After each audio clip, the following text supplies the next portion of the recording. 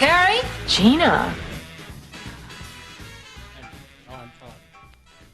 And Todd. There we Hello, go. me. I'm over here. And who else? Somebody from somewhere. Oh yeah, that was so Martin. I just got this weird. Carrie, you played Honey Dripper. So Martin in Harriman, listening in Harriman, up early. He's concerned that why didn't you play Sea of Love? A little too sleepy. Little sleepy. Well, I mean, it is sleepy right now. I guess if you're up right now, you should be awake and eager. Oh, you got the whole album over there, don't you? Because on this day in 1948, Robert Anthony Plant, you get in here right now, was born in England. Now, he was in another band that's far more popular than the I don't know what you're Drippers. talking about. Yes. The Honey Drippers, this album that Carrie's playing, came out in Oh my God, yes. 1984. And it's a bunch of cool covers. Now, I as a 14 back in that year when I was 14, this came out, and I think that the last time on the 96 FM signal that this song was ever played had to have been when this station was called K96. Probably. And I was listening as a teenager to this stuff. So I know it's an all-star lineup with. there's I don't remember the rest of the band. You got Plant on the vocal. You got Nile Rodgers. Oh, Nile Rodgers was in this. Okay. Paul Schaefer. Really? Mm-hmm. He's the band leader. Wow. Let's see. Jeff Beck. Yeah. The things you learn on farting around on And Radio Jimmy from Page Hell. is on And this. Jimmy Page? Yeah. It's not a big album. Nope. You've got Sea of Love, Rockin' at Midnight, I Got a Woman, Young Boy Blues, and I Get a Thrill. That's it. That's all. I remember the video for Rockin' at Midnight that you'd stay up late to watch Friday night videos, and you'd see that one back in the day.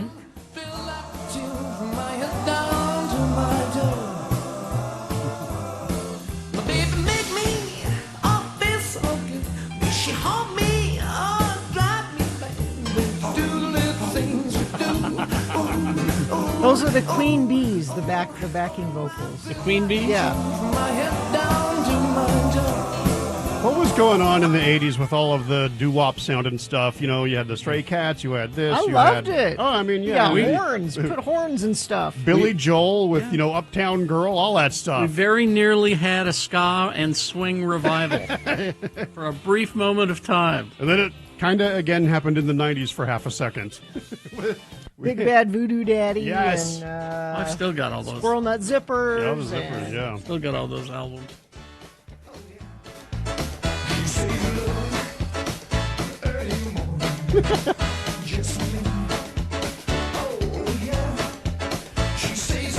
I like the slapback reverb on his vocal.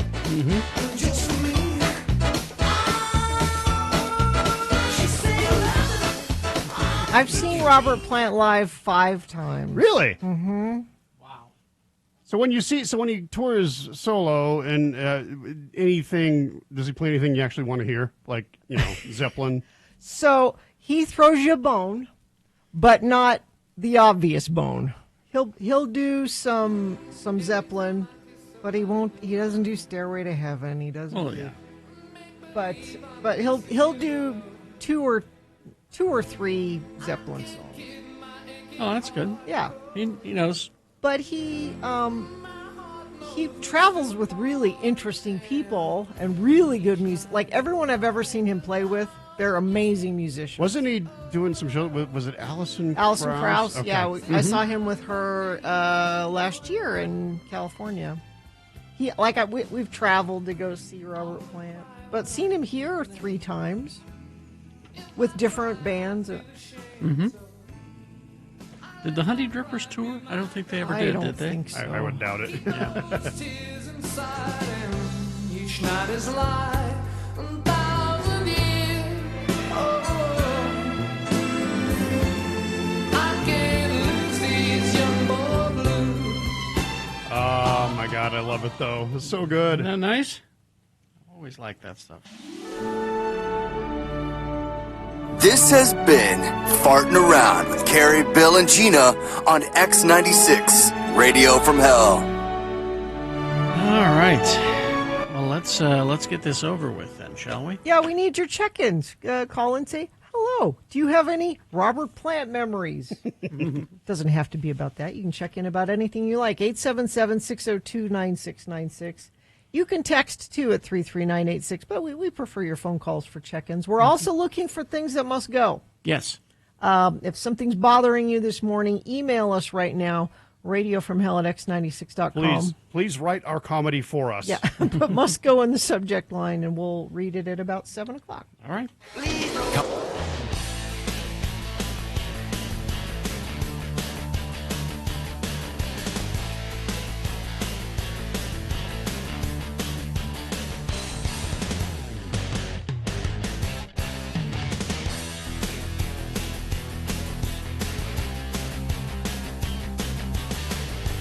We got an email from our friend, that good-looking Rhett Thomas. Best looking guy I know. Well, except for Carrie. He used to be on the radio with us. Yep. And checks in with us from time to time. He sends this email of interest, sort of. Hey, friends, you're so good at doing this for babies. Perhaps you could help with a dog. What should we name this guy? We've been fostering him, but we think we'll keep him. That's nice of you, Rhett. Yeah. Ever since you played John Mellencamp to start the show the other day, I want to call him Mellencamp, and we could just call him Mel. He's a blue heeler cattle dog mix. I kind of like the name Blue, especially since he's mostly orange. Or it could be Rusty. Now, I think a lot of blue heelers are named Blue. Don't do think that. Yeah. Don't do that. He said, I'm also completely happy with Doggy McDogface. Thanks for letting me listen. Rhett. And he sent some pictures of the pup, who looks just like a sweetheart. Now, I'm not very good at this Naming dogs? I'm not either. because I replied to Rhett with my suggestion. Which was what? I said, he looks kind of like a Dexter to me. Not the serial killer, but Dexter Riley, Kurt Russell. Look it up. And Rhett replied, sad thing is, that's the only name that I won't use. Oh, no. Dexter was my dog of 13 years who got cancer and died earlier this year. Way to go, Carrie. I'm like, wow, I did not do How well. could you know that? I couldn't know that. There's no way you could know that. So might I suggest then, we stick with the Kurt Russell theme, and we name him Jack, which is Jack Burton, his character in Big Trouble in Little China. How about that? You could do Snake. Snake Plissken. Snake Plissken. Except you have to name the I think you'd have to call the dog Snake Plissken. Here, Snake Plissken! You'd have to. I had a dog. I'm not good at naming dogs. I've only had a very few dogs, and when I was in high school, I acquired a dog who I named Fred L. Montmorency. That's not a very good dog name. Look up the name of the dog in that Predator movie, the new one. Oh. Because it looks He kind of looks like that, huh? That's- Predator. I just realized looking at the picture, Oh, yeah. Prey is the movie. That's the same kind of dog. too. Yeah, it looks like the same kind of dog. Yeah, that was a blue heeler. Yeah, Prey was the movie. Let me see. Name. Cujo. Name him Cujo. No. No? Rover. Tippy. Name him Tippy. Shoot. Let's see. Dog names are... I think Mellencamp is good, but if you name him Mellencamp, call him Mellencamp. Don't call him No, Mel. no. I think you call him John Cougar Mellencamp. Yeah, John Cougar Mellencamp, you get into Yeah. it. I think Mellencamp is good, really, though. Here, Mellencamp. I'm sorry. This was my dog. His name was Tippy. Yeah, see? That's a good dog name. You didn't find the name of the dog in Prey? I mean, Coco is his real name, but that's not the Coco name. is the real name of the dog. Sorry? Is it Sorry? Sarii? Sorry? I think so. Does that sound right? Yeah, it does. Astro. Yeah, that'd be good. Rook of the Rimp. Rook of the Rimp. Does he talk, Rhett? Does the dog talk in any way? John Cougar Mellencamp. I want the whole thing. Because you do that for a cat. Yeah, Sorry is the dog in Prey. Sorry is not. No. That's not good. Hank. How about Hank? We need Hank to Kingsley. Yeah. We need dogs to have more human, like Paul. Just name a dog Paul. Yeah, people names. Yeah, people names. Steve? Yeah. Steve. Hey, Steve. Come here, Steve. Come on. And then, there'd Alan? be people Steve who and Alan. There'd be people who would look around, like, what? Why are you calling me? Yeah, I like, Alan! Yeah. Alan! Yeah. Alan! Yeah. Alan! Alan! We're not helping, Al! Red. I don't Alan! think. Alan! Alan! Steve! Steve! Steve! Steve! Steve! You at the Steve! park? Steve! Steve! Yeah. Well. All right. But good for you for adopting your foster. That's Scooby, great. Yeah. No. Arrow, Mel, Pumpkin. These people just texting People just in. texting in. Cutie patootie. No. Connor, Tanner. Tanner? No. Yeah, You hear those names enough at the park. They're just over at the playground. They're not. Bobby. yeah, Bobby is good for Bobby Hill. Yeah. I like it. Anyway. Dave? Dave. Dave. Dave. Dave? Dave. Dave. Dave. Dave? Dave. Dave. Dave. Dave. Dave. Dave. Dave. Dave. Dave. Dave. Dave. Dave. Dave. Dave. Rhett, you have to make the dog wear a bandana, too. My assistant, Dave, right? Somebody says, consider the route I went and chose an 80s film villain. My current dog is Hans Gruber. I love that. Gruber. I love that. Oh, here we go. Dog, cougar, melon cake. Thank you, Texter. All right. That was not helpful at all. No, sorry.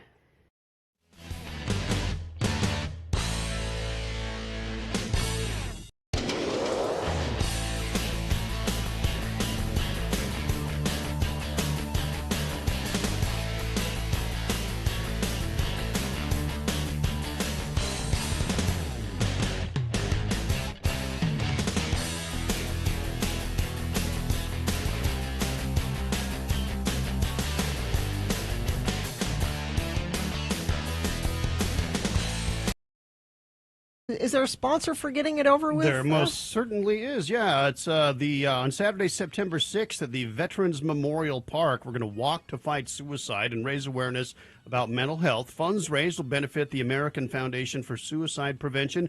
You can register today to be part of this. Go to afsp.org/walk, and it's sponsored by Ken Garf. Let's see. The moon is a waning crescent moon, 7% of full today. And today is Wednesday, the 20th day of August in the year of our Lord Jesus Christ, 2025. And this is the Radio from Hell show, starring some of the Lords of Morning Radio. Kerry Jackson over there. Todd Newcomb filling in for the Bear Laking Bill Allred. I was called up from the junior varsity squad to start this morning on the varsity team. You so. dress every day just in case. Yeah, but I'm fighting. I'm eager. I'm on the bench. I'm raring to go for my big opportunity here on the radio. JV Todd. Me, Gina Barberi. We've got Katie for short. She's in the producer's booth. We've got our friend Dawson on video. And I assume Hudson is here somewhere. Yeah, he's editing things. He's doing stuff. He looks busy. And of course, Vax the dog is up and ready for action. We couldn't do it without him. There he goes, getting his toy. You can see Vax on x96.com/live. All right. He's ready for his nap. He'll be asleep till about 7. It's National Bacon Lovers Day. Well, Gina. Which I don't know why I'm here. I should get the day off for that. World Mosquito Day, National Chocolate Pecan Pie Day, and it's National Radio Day. Oh, hey, look. Our blessed radio. Our blessed radio? National Radio Day. We all have to go around and talk like this all day. It's Dashidal Radio. Dashidal Radio Day. Good morning. And we would like to say... Anybody got on the radio in the early days of radio was a very big star. We'd like to say good morning to you in person, on the phone. Quick story about National Radio Day and how freaking cool we all are for being on the radio.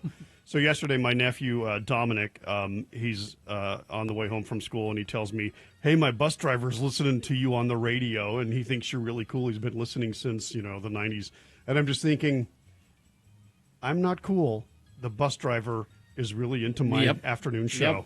That's my life. That's it. That's where we're at. We're number one with bus drivers. Bus drivers think we're cool. Mm-hmm. The kids are like, bus drivers suck. Mm-hmm. You will never be a greatest jockey. You have lousy voice, lousy personality, and this will not change. So on the air is not for you. That's a recording from a meeting you had once, Kerry, right? Yes. Oh, my God. Louise Belcher, are you listening to a radio? Soon you'll be able to walk into your Admiral dealer's store and confidently buy the style radio or radio phonograph you want. There you go. Yes. What this country needs even more than a good 5-cent cigar is clean, rollicking comedy. Oh. What else I got there? You're on right now! Dead air! Dead air! Everybody in America pretty much either had a radio or had access to one, and you could use it for free. Yeah, well, good luck in radio. We're not listening to a radio station. We're listening to the hiss between two radio stations. I love it all. Check-ins, 877-602-9696. Okay, let's begin with mixer driver Shane. Oh, it's my buddy Shane. Good morning, Lords. Good morning, Todd. I called just for you. I'm glad you're okay. I'm glad you're okay after that stumble, and it takes a real man to post the video. So he's talking about Shane, a big football fan for high school football, and he knows that I am a high school football official. So game one, I'm at Logan High School last Friday, and there's nothing around me, and the video is on my Instagram. Maybe I'll share it on the X96 Instagram because it's funny as hell. I just, fall on my ass. You ate it? And there's nothing, I didn't trip. There was no one near me. I didn't crash into a player. I just went down, and it's just hideously bad. So yeah, but I watched the video, Todd, and you pop right up with your signal. We're back in business. Once I got off my ass, I was trying hard to recover. And what's funny is when I fell, I almost kind of kept falling as I was trying to get back up. I'm like, we're gonna have a second fall here if I'm not careful. So I will share that. You did. You swallowed your pride, and you did great. It was awesome. You guys have a great morning. Thanks, Shane. Thank you very much, Shane. I'm gonna share that on the X96 Instagram here. So I listen to a lot of radio. All right. Let's see. Let's go to Artie. Hey, how are you guys? Oh, it's Fun Bubbles. Oh, it's Gravy Legs. Yeah, it's Fun Bubbles. Good morning. So, okay. Oh, it's great talking to you guys. Gina, love you. Carrie, love you. My boss is in the room. Todd, you're awesome. And just want to let you know, I'm going to try to do a little bit better on the radio today. I'm going to try harder. Yeah, 20% harder. Are you going to sound out the big words before you speak? I am. I'm going to do. It's National Radio Day. I'm just going to give it a little bit more. You can do it, Artie. I believe in you. Mm-hmm. Artie, by the way, you look just amazing. You posted a photo of he's lost like 100 pounds, and you just look awesome. Congratulations, dude. Oh, thanks, man. Which? Oh, I feel great. I've been working out to this record, Richard Simmons record that my mom had, years ago. You put it on. Now take the time and take it off. So that's what I listen to all the time, and that really motivates me all the time. So you've refined your diet. I mean, we all know you're fond of gravy of all kinds, but to lose the weight, you're not ingesting the gravy now. You're just gargling with it. Is that the secret? Just gargle it. You spit it out. Brush my teeth with the gravy. Yep. Oh, and I'm going to splurge today because it's National Bacon Day, so that's awesome. Yeah, it's a cheat day. All you right. can have a cheat day. That's true. Well, sorry to bother you guys. All right. Sweating to the oldies with Artie Fuffkin. There you go. Bye. Sweating to the oldie. That was I usually Richard Simmons. hanging out with you guys, but I didn't think about running away once today. I love you, radio. There we go. You idiot! We're live! I'm just a damn radio talk show host.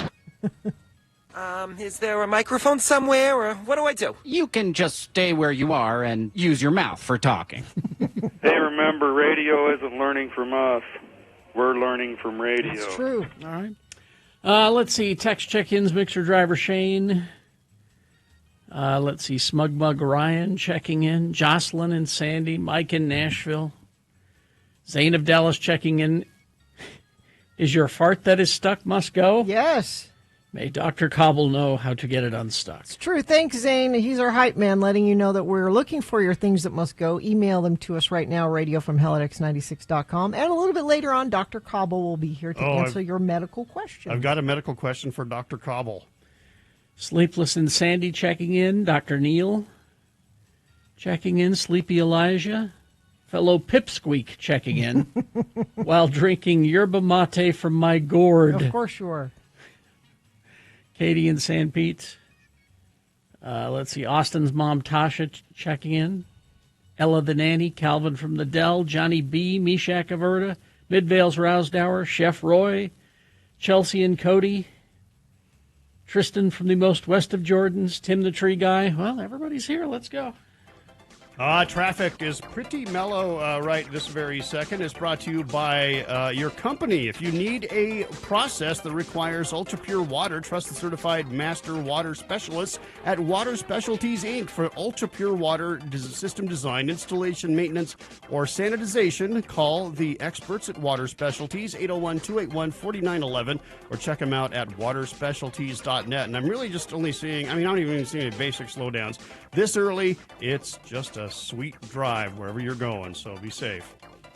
All right, we're going to take a break, play a song for you. After the song, it's Big Boy News and Opinioendo, and Frank Christ presents They're Fine, They're Just Fine, the Dead Celebrity Game. We'll explain to you how to play and what you'll win coming up. Also, things that must go. Send them to us, radiofromhell@x96.com. You had a list, Gina? Oh, wait a minute. I thought you said not to do it. I know. Well, I thought you had something else. I was looking for it, and I can't find it. No. Well, then I guess we're going to you went as far as to say not only don't do it, but don't do it until next year. Don't do it until next year. But now I can't find. But now I can't find the one. Okay. It was 100 things to do in Utah. Well, keep looking, because if not, you're going to get... It's Radio from Hell with another list, because people love a good list. X96. If you don't find it quick, you're going to get 29 Irish side dishes that beat boiled cabbage every time. If you don't find it... Fine, you do that, but you wouldn't let me do the 20 sauces that can improve any meal list. And I do have to say, look at what you're going up against. Boiled cabbage. Is it hard to beat boiled cabbage? Grilled cabbage is good. Well, that's not what But the list that's not is. what the This list is boiled cabbage. And I'm here to tell you that anything beats boiled cabbage. I like boiled cabbage sometimes. Okay, Bill, if you don't find it... I'm not seeing it. Well, okay. I don't know what happened to it. Okay, number one, Cole Cannon. It's a traditional Irish dish made of creamy mashed potatoes, green veggies like we eat it at my house. Scallions, kale. Mm-hmm. I'd eat that. It's good. It's better than... I have 10 sequels that were better than the original. Box Superman 2. Anyway, sorry, yes? Box tea. Empire Strikes Back. Box tea? Mm-hmm. What's that? Can't decide between a crispy latke or a pile of creamy mashed potatoes? Make box tea. Crunchy on the outside, soft and fluffy in the center. Irish potato pancakes. Sounds delicious. Yeah, sounds good.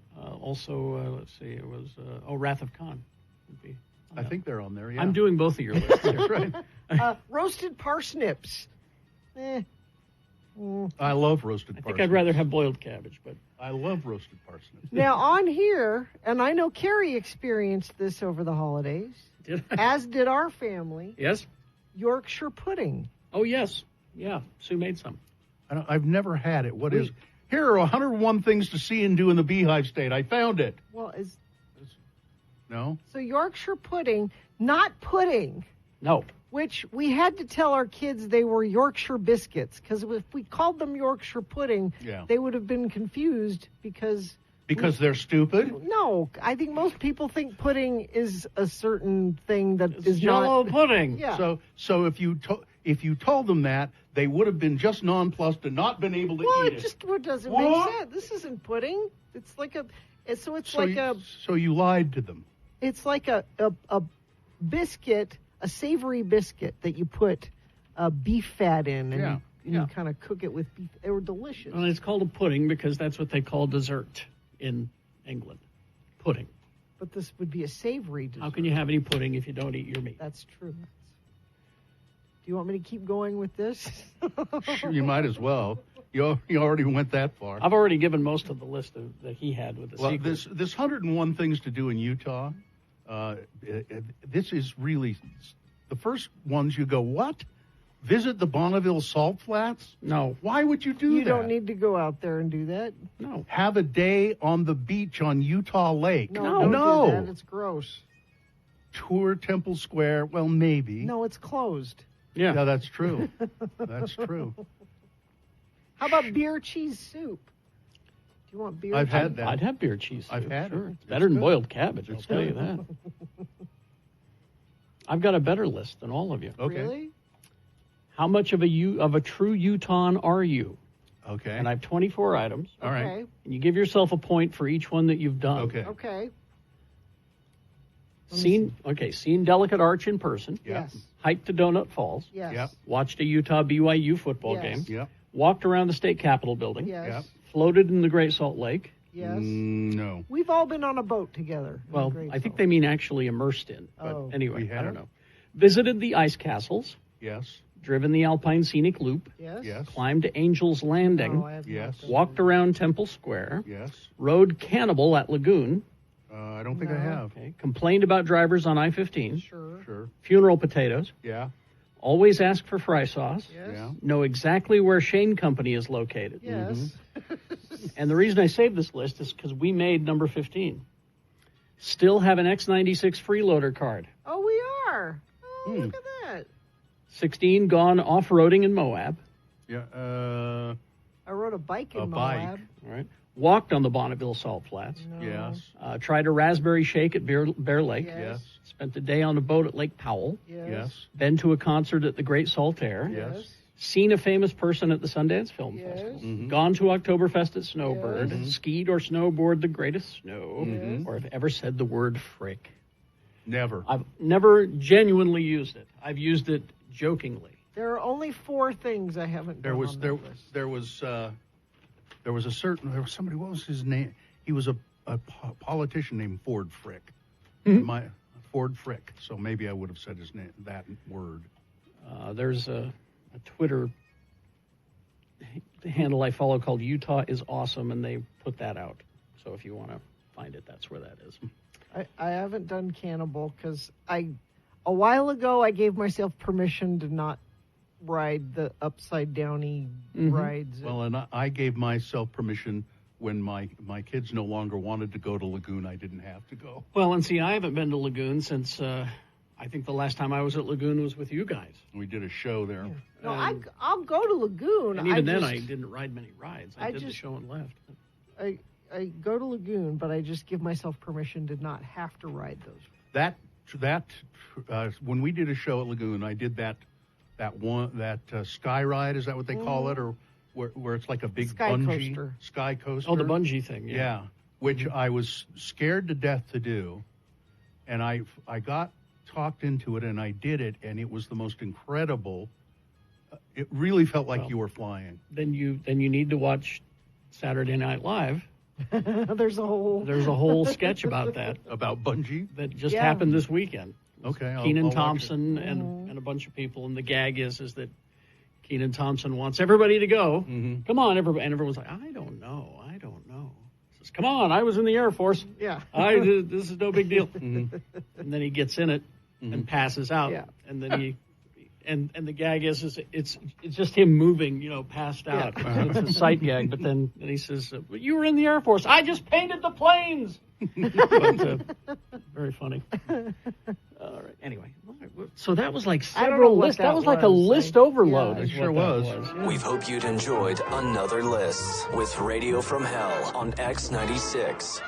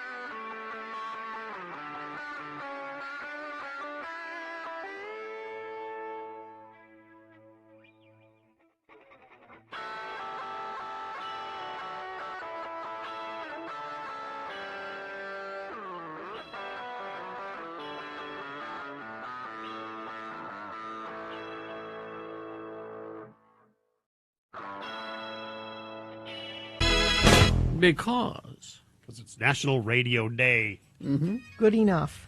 Good enough. Elvis Costello, yes? Yes. The greatest. All right. Let's see. We got Big Boy News and Opinnuendo right now. Then right after that, it's Frank Christ presents They're Fine, They're Just Fine. It's the Dead Celebrity Game. We're going to give you a list of 4 celebrity names. 3 of those celebrities, just fine. 1 of them, dead. Pick the dead one correctly. You will win. You will win Goo Goo Dolls tickets. They're playing with Dashboard Confessional on the 26th, so like 6 days from right now. Mm-hmm. Wow. Goo Goo Dolls, Dashboard Confessional, always a good show. 877-602-9696. All you got to do is play Frank Christ Presents, and you'll get those tickets. Big Boy News now, brought to you by... Business owners, do you owe $15,000 or more on employment taxes and don't know what to do? McClure & Stewart are your local trusted tax attorneys. Go to McClureandStewart.com today. I am a good Catholic. You're not. I mean, in this sense, the Pope and I have the same habits. This can't be good. Yeah, what's that? They're gonna take away his popeship. Does the Pope eat like a toddler as well? Shut up. Todd eats like a toddler, too. I do. Even the Pope plays Wordle. In an exclusive interview with NBC, the Pope's brother, John, shares that they play Wordle and Words with Friends every day. So I might not say my prayers every day, but I do Wordle every day. Your Excellency, don't you got some poping to do? Huh? Wordle keeps you sharp. If you got time to lean, you got, I don't know. Time to clean the Vatican? Does the Pope enjoy French fries like you do, Gina? I think he does. Well, he's from Chicago, Yeah. so he's probably... Definitely. He's a dude. Yeah. Someone who is not in good with the Pope or even God right now. This is from the New York Times. President Trump dialed into Fox and Friends on Tuesday morning and revealed his newest, truest motivation for brokering an end to the war in Ukraine. He's worried he might not get into heaven if he dies. Quote, I want to try to get to heaven if possible, he explained. I hear I'm not doing well. You're not. I'm really at the bottom of the totem pole, but if I can get to heaven, this will be one of the reasons. Yeah, sure. Who's down with G.O.D.?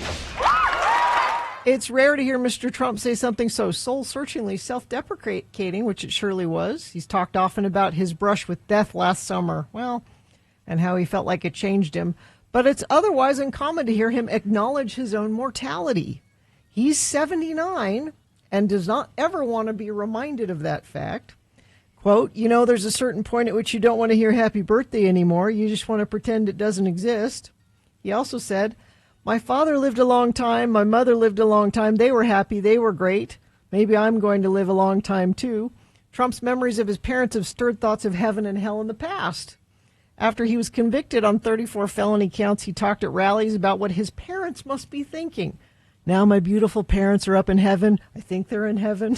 I think they're up there looking down, and they say, how does this happen? He said this, and I was just going to make a joke about it, but he said it. I know my mother's in heaven. I'm not 100% sure about my father.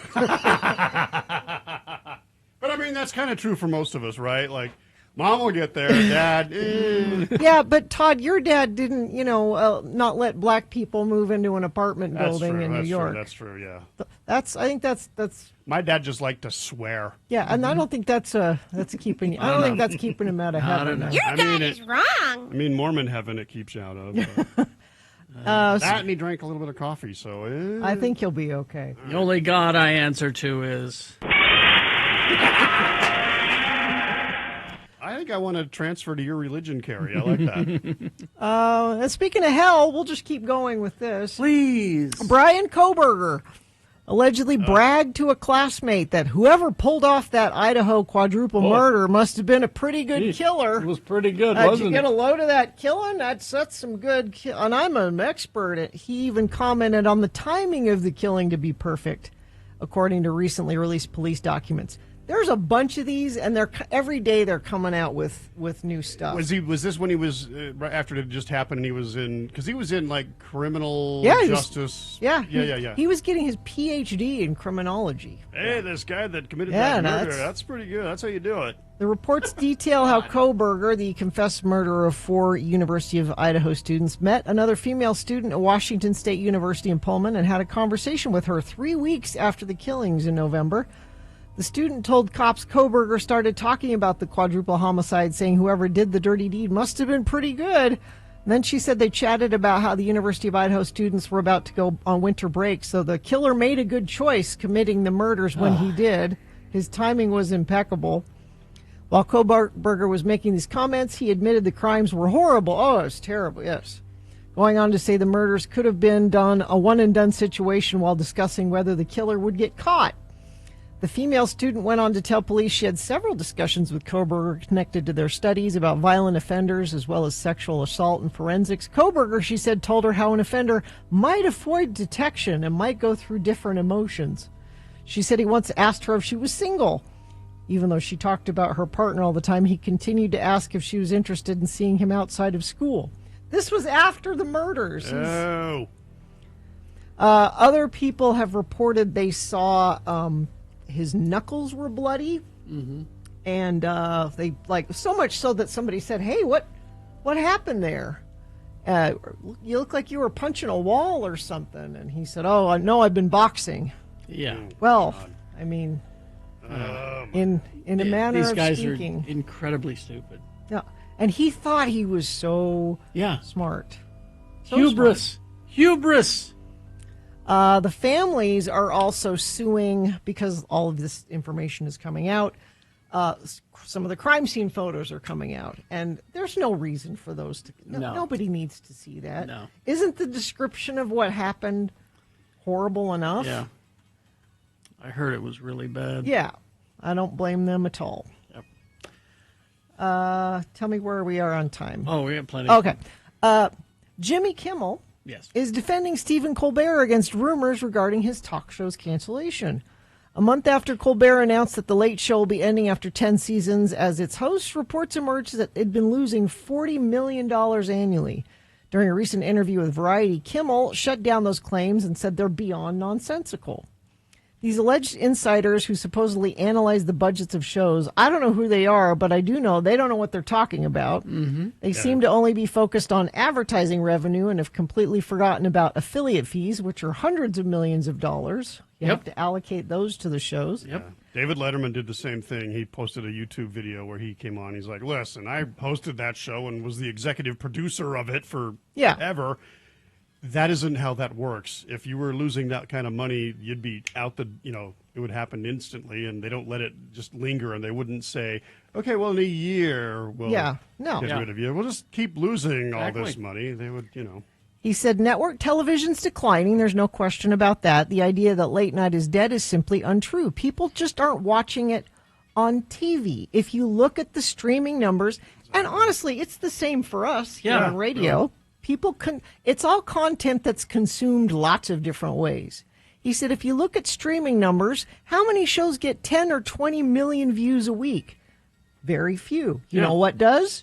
Stephen Colbert, Jimmy Kimmel, they get 10 to 20 million views. That's how I consume it. I see all their clips. Oh, and John Oliver's is huge. Yeah. They're always fighting with HBO about how quickly can we put this out on the web, and HBO's like, don't. And they're like, no, that's where people see it. So if those companies can't figure out how to monetize that, that's not Colbert or Kimmel or Oliver's fault. They are producing content that is consumed by lots of people, but they probably have this old model. They will get the blame for it. Yeah. So, and Kimmel's also put up big billboards all over saying, I'm voting for Stephen Colbert for best talk show. I love Jimmy Kimmel. It's cool that they're all supporting one another, Yeah, it's great. Let's see. Locally here, Smith's Entertainment Group's partnering with the music entertainment company Live Nation. We should talk to Trent about this when we have him on next. He's on today. This is going to be cool because we've needed a venue this size. So they're building a new indoor music venue downtown. A 6,000 capacity venue is the first major piece of the downtown sports and entertainment district to be revealed. The venue aims to host 200 events yearly, including 100 concerts. Corporate events, community events. Demolition of portions of the Salt Palace Convention Center will begin the first quarter of 2027. Construction for the venue will come after that. They haven't given the exact location of where that will be. So 6,000 seats is... Let me put that in perspective for folks that aren't in the business and know these things. So you go to like the complex, the big room at the complex. That's about 2,200 people. Yeah. You go to the Maverick Center when it's in concert mode. That's maybe about 10,000-ish. At the Delta Center for a basketball game, that's 18,000 people, I think. So there's been this middle ground where do you put a 6,000 seat show? There's nowhere really to put it. And the large venues, you can scale them back, but it looks weird. It looks weird, and it costs a ton of money to open up that giant building for a show that doesn't need all that space. But where is the building going? So part of that block between the Salt Palace Convention Center and the Delta Center, that's that whole area that's going to be torn down and rebuilt. So it'll be somewhere in there. They're not downtown. Is there a hotel right there though? So they won't tear that. The new hotel, is that the one you're talking about? They won't tear that one down. But yeah, and speaking of tearing things downtown, maybe this is what you're thinking of, Carrie. The Plaza Hotel. Yeah. Across the street from the temple. They're tearing that down. That's a horrible old hotel. It's okay, though. Oh, okay. And they are going to put up a parking lot for the temple there. So if you want to, go enjoy. But they're not tearing down the temple. That would be that would be shocking. The one that's everybody with the JB's, the only JB's restaurant. Oh, I remember that's where we used to. Is that where the plaza is? Yeah, we used to park there. Yeah, that's where we used to park when they're tearing down our old building too, the one that was on South Temple. Really? It's in the process of being taken down, right now. Okay. Yeah, it's. I guess I should get over on that part of town. It's the old Utah Woolen Mills location. Yeah. Apparently, it was damaged in the earthquake, and had kind of been Really? that whole building, and then had been kind of like vacant ever since. Really? And now they're very and I was excited when I heard they were tearing it down. Nick Davis and I went over there to maybe shoot some video inside of it, and it's not being like just demolished like normal. It looks like they're very meticulously just from top down, just taking it all apart. Maybe when there's stuff on either side of it that's not coming down, they have to. It's right there, nestled in a bunch of prime real estate. Sports weather traffic then. All right, sports.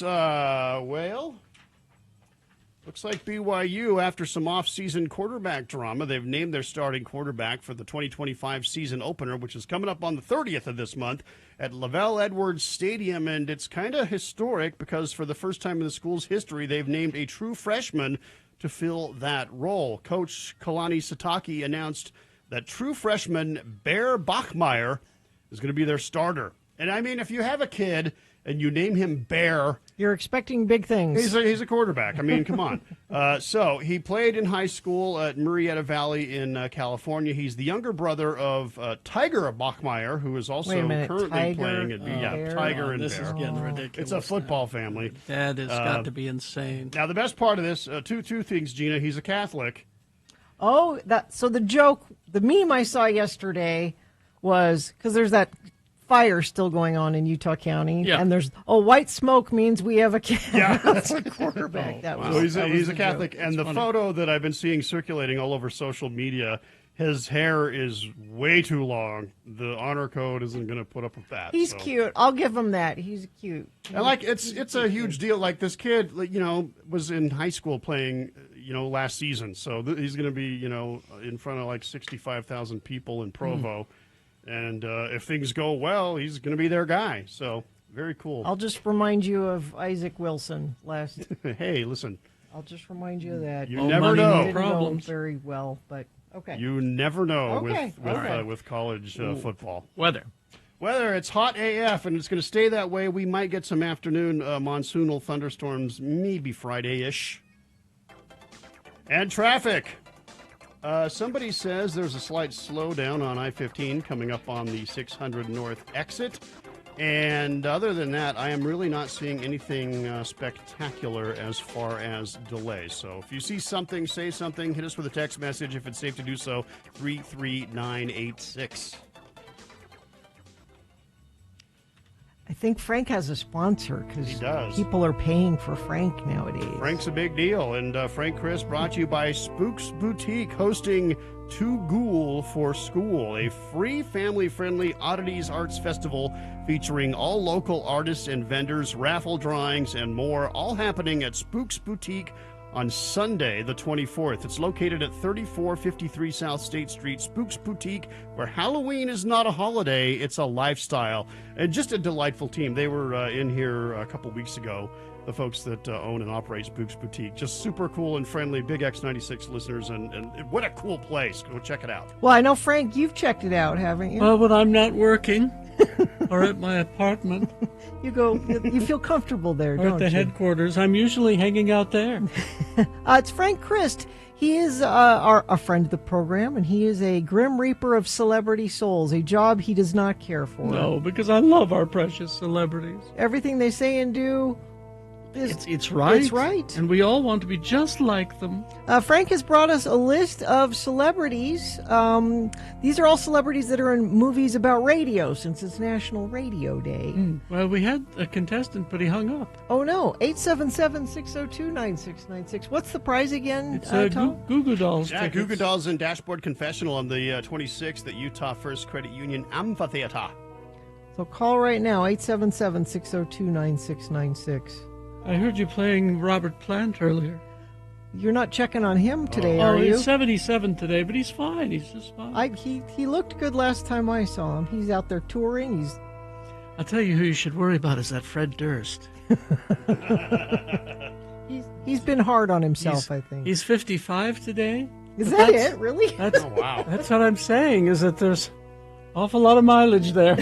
But how about Fred Durst for finding a way to reinvent himself? Yeah, he's done that. Because they went Yeah. from being kind of, Limp Bizkit was kind of like the joke, and then, a couple He's- years ago, they're selling out at, Yeah. the amphitheater. Figured it out. Well, Kathy is here. Hi, Kathy. Hi. How are you today? I'm fine. I'm just fine. I'm glad to hear that, Thank God, Kathy. Kathy. We've got these Goo Goo Dolls Dashboard Confessional tickets to give away if you can tell us which one of these celebrities is no longer with us. Are you ready? Sure. Okay. Number one is Forrest Whitaker, Academy Award-winning actor, producer, director in movies like Ghost Dog, The Butler, The Last King of Scotland. He's won all kinds of awards, Golden Globes, BAFTAs, Emmys, 2 Screen Actors Guild Awards. His radio movie is Good Morning Vietnam. Number one, Forrest Whitaker. Number two, Deborah Winger. She was in Officer and a Gentleman, Terms of Endearment. 2 of my favorite. I love those movies. They are delightful. I have a VHS player. So. Urban Cowboy. I like that one too. Her radio movie was what was her radio movie? I don't know. Oh, Radio. The movie Radio. Cuba Gooding Jr. too. Deborah Winger. Number 3, Paul Giamatti. Golden Globe Award winner, Academy Award nominations in My Best Friend's Wedding, Saving Private Ryan, Sideways, Planet of the Apes. He was an orangutan in Planet of the Apes, wasn't he? 12 Years a Slave, Straight Outta Compton. His radio movie, Private Parts, the Howard Stern story. And celebrity number 4. Don't you dare. Bruno Kirby. American actor, best known for his roles in City Slickers, When Harry Met Sally, The Godfather, The Freshman, Sleepers, Donnie Brasco, Stuart Little. Don't forget Spinal Tap. Spinal Tap, yes. I was going to do his line, but I won't. He was a cab driver. When you've loved and lost, Oh, that's like right. Frank. Bruno Kirby. Those are the 4 celebrities. Which one is no longer with us? I'm going to go number 4. You are correct, Bruno Kirby. Oh, wow. Too soon. Good guess. He was young when he died. He died in 2006. Too But soon. you get to go see Goo Goo Dolls and Dashboard Confessional at Utah First Credit Yay. Union Amphitheater. Hang on the line, Katie. I'll get some information from you. Well, I have to go check on Connie Chung. No! How old is Mrs. Connie? How old is she? Moripovich? Mrs. Moripovich is 77. Oh, my God. She is not the mother. How does that work? I don't know. The Bye, everybody. paternity Goodbye. test. Yeah, Traffic, again, not a lot of delays that are causing any issues at this point. So I'll keep you posted. If you see something, say something. 33986 is our text line. We got things that must go coming up. You still have time to email some in. Even if we don't get to them today, we'll save them for next week. Mm-hmm. Radio from hell at x96.com. All right, things that must go after these. KXRK Provo, stand by. Harmon's Chili Roast. I was there the other day. They're only doing this on Fridays and Saturdays, but I pulled up in the parking lot, and they roast the chilies outside. You can smell them as soon as you get out of your car. I live downwind from the Chili's in Station Park in Farmington, and you can smell it. It's like, oh my God, we went and bought some, and they're delicious. They got this amazing 50-gallon drum grate system thing that roasts the chilies. And so they can do a lot of them quickly. So you can go in and go inside, get all the chilies you need, then bring them out, and they'll roast them for you. Yeah, they'll do them fresh for you right there. Maybe you don't feel confident enough to cook with your own chili stuff. They have a bunch of stuff they put together for you already if you just want to get it that way. Chili pub cheese ball, roasted chili cheese ball, roasted chili chicken enchiladas. They're all ready to go. Hatch chili salsa. Oh, we got that. It's good. Enchiladas, queso dip, all kinds of stuff you can do with it. So just go to harmonsgrocery.com to find a location near you. You should know where they are after all. Harmon's Chili Roast. I have to go over to the stairwell here and tell Chainsaw Guy that we're ready for him. To come over? Yeah. Okay. Okay, All so right. I'll do that. So this is usually it's a best question of the week, but this week it's Chainsaw Guy is going to be answering questions from you, our listeners. So Katie has some emailed with Chainsaw Guy. Are you there? Yeah, I'm here. I'm right here, ready to go. All right. Well, then let's start. Hey, wait, who's that? That's Katie. Oh, hi, Katie. Long time no see. I love Katie. You love haunted houses, don't you? Yeah, I do. Well, we've worked together, actually, Katie. I was the chainsaw guy at your haunted house when you worked over there at the Nightmare on 13. That's right. Yeah. Yep. All right. Well, I got a couple questions for you, sir. Okay. So this one comes from Derek. It says, I know everyone is sick of hearing about COVID and the issues of mask wearing, but you being a person who wears a mask that I would assume would wear it always, what do you have to say to those people who believe this ridiculous idea that people cannot function normally with masks on? Well, I don't know about functioning normally, but I know that mask wearing is very important. If I get that to people going on, and I get there, you can find out an example, and you can put your eye down with something, or if you don't put your eye down with something, you might hit the ball. You gotta be careful. You're sitting cool. You're very sure. And then you get on the mask. You can wear it. We can have a chat. You can, but you gotta be careful. And let's be very careful. And watch out for the build-up of mold. Oh. Build-up of mold. What? Mold. Okay. Behind the mask, you get some mold occasionally. Okay. All right. All right, I got another question then. What? So what sort of advice could you give a guy who spent all of his rent money on lottery tickets, and now that rent is coming up and all of his money is in Chevron, he has no idea what to do?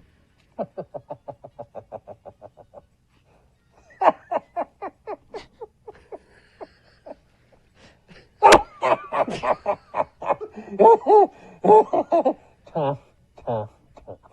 Next question. Next question. Next. I don't have anything to say like that. Come on. You don't have anything to say about that? No? That's it? You got to build up a mold. All right, final question, sir. Okay, I'm ready. Wait a minute. Do you have a favorite chili recipe? Do I ever? I'm telling you, what you do is you take your cans home and you get your can of pickle. And then lay up on them and don't turn them to the... And then you take your cake off and...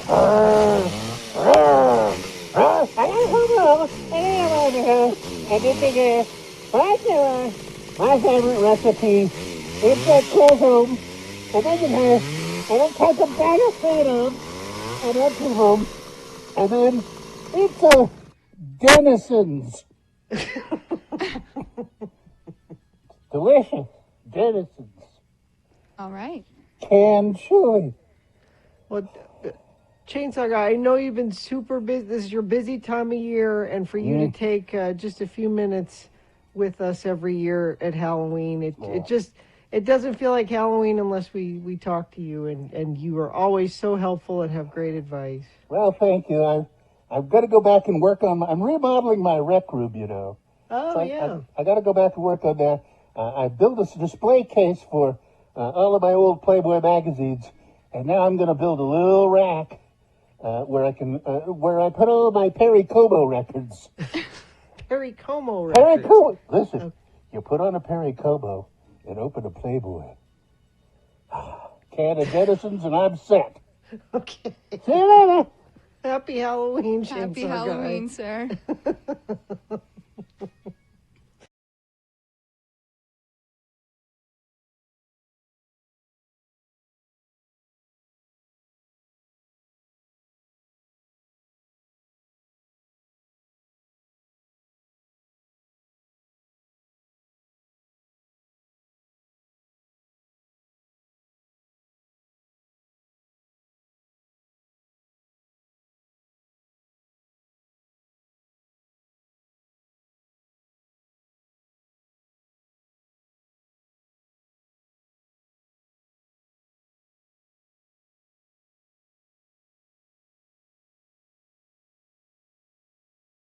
I just realized this yesterday.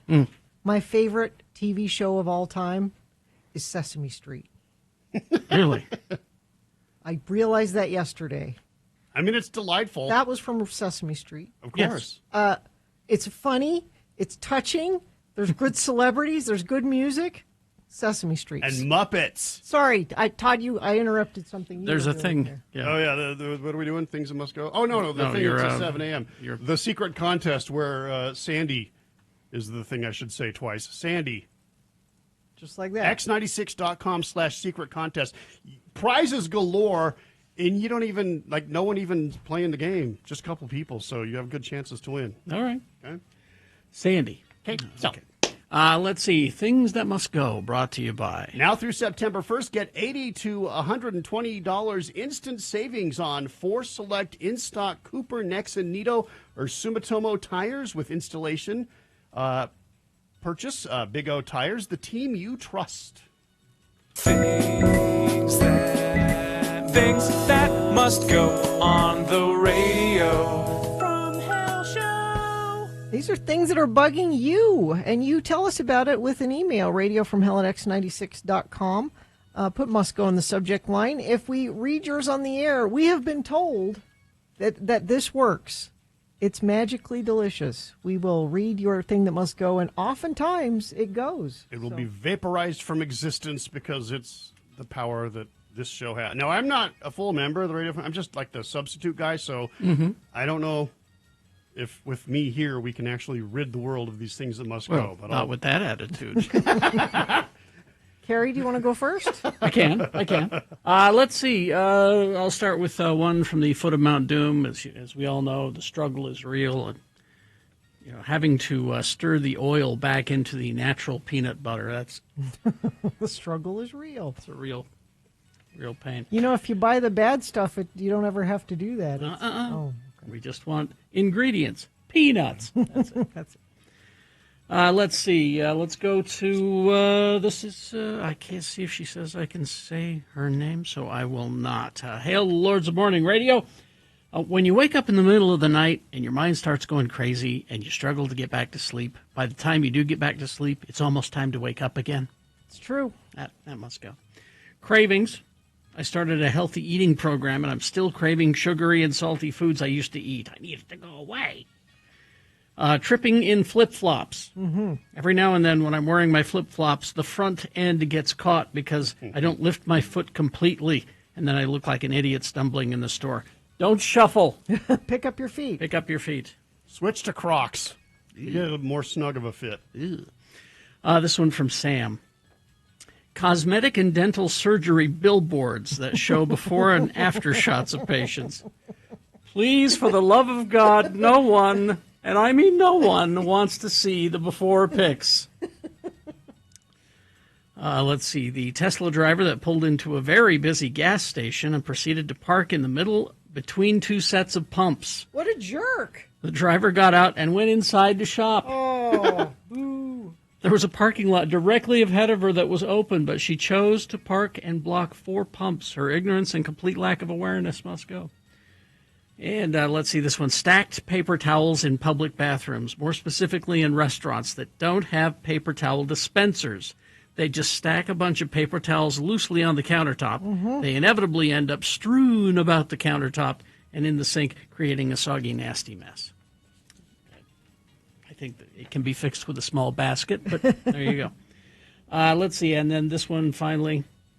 Stores that have the entrance on the left, exit on the right. That's wrong. Yeah, I never thought about backwards. it. Yeah, that there's. It confuses It's me right. every time. Does it? Yeah, Okay. I agree. I didn't realize it was a thing. I'll go next. My thing that must go, when you do like Flonase Yeah. and spray it in your nose, and then you immediately sneeze, and you're like, It's all gone. but you also don't want to spray it again because you don't want to overdo it if any of it's still in there. So then you just go the rest of the day not being Flonased properly. Because every doctor I've ever encountered says, be careful with that. Oh, yeah. It's very addictive. Be Let me very just have a addictive. second puff. You'll end up on the streets. If it's so dangerous, why are they just selling it over the counter then? Let's see this from Star. Things that must go: salt on all baked goods. Just stop. It's not fancy. It's just salt. Get over it. You can keep caramel. Just stop ruining chocolate chip cookies. I disagree. Star. She's wrong. Yeah. I love Totally wrong. little flaky salt on a chocolate chip cookie. Please don't use my name. Here's what must go: people camping in our national forests and not respecting fire restrictions, lighting campfires, leaving their campsites with the fire still burning, even worse, target shooting, which poses a fire hazard, not picking up shells when they're done, and leaving a mess behind. Please make this go. Let's see this from Hunter. Things that must go: glancing at my watch while I'm on the phone. It's unnecessary because the time is on my phone. Why do I do that? Second, whenever I come across something that says "prove you're not a robot," and I hear Carrie's pronunciation in my head of robot. Prove you're not a robot. Third, not moving forward in a drive-through line when there are cars behind you. To make things worse, the car I was behind let 2 cars in the other lane to go ahead of him. Drive-throughs are not rest stops. Thank you for letting me listen. And then finally this. The company who makes that fabulous spray butter making a new garlic-flavored spray in an identical container with barely noticeable words "with garlic" on the bottle made me ruin my first 2 muffins with eggs, and I realized I wasn't having a stroke. Yeah, you want to make that different bottle for that. Different bottle, I think. Although I do want to try that now. Yeah. That sounds kind of It good. does sound good. Todd? All right, so my thing that must go is, you guys have probably noticed this because it's been going on for a week and no one's really said anything, but I know it's happening, is right here under my eye, there's just been this constant twitch that won't stop. And it's like That's people annoying. see me, people probably think I'm, just having major, stress issues. Well, aren't you? I'm fine. Well, Are you sure? Yeah, I mean, given my line of work, yes, Well, I was I'm going always. to say, when people ask me, am I okay? I always say, no, I'm in radio. Yeah. So maybe that's it. Maybe I'm just stressed out. But anyway, I'll ask Dr. Cobble about that. Maybe I need to lay off the caffeine. I don't know. My first thing from one of the listeners, Randy, says, first, thanks for being the best morning show, and thank you for the tickets to Bad Religion and Dropkick Murphys. I had an absolute blast. Okay. What must go? Solicitation phone calls. Yes, we hate them. My own auto insurance company called me to reduce my current rates by switching to them. Oh. When I let them know that I'm currently with that company, she said, have a nice day, and hung up. Oh. Wait, I want lower rates, apparently. They don't try to sell you a lower price when you're already paying them. Just another insurance complaint. Thanks for letting me listen. This one from Dawson. Unattended screaming children running around restaurants must go. It ruins my food and the atmosphere. Parents, please parent your children, because if they smack their head on a table while running, I will laugh. His second thing that must go: crusty boogers that my friends won't inform me of must go. Either my friends need to tell me my nose looks like a gold mine, or those boogers must go. Dawson, buddy, trim your nose hair. Trust me. And then people have a certain type of pet, and they won't take care of them regarding their certain conditions, like not walking your big dog or not cleaning your turtle or hamster cage regularly. Someone please think of the turtles and hamsters. All right, and then finally, Sue says, good morning. You can use my name. Things that must go. She's got 2 items here. My air fryer that makes loud beeping sounds with every button I press.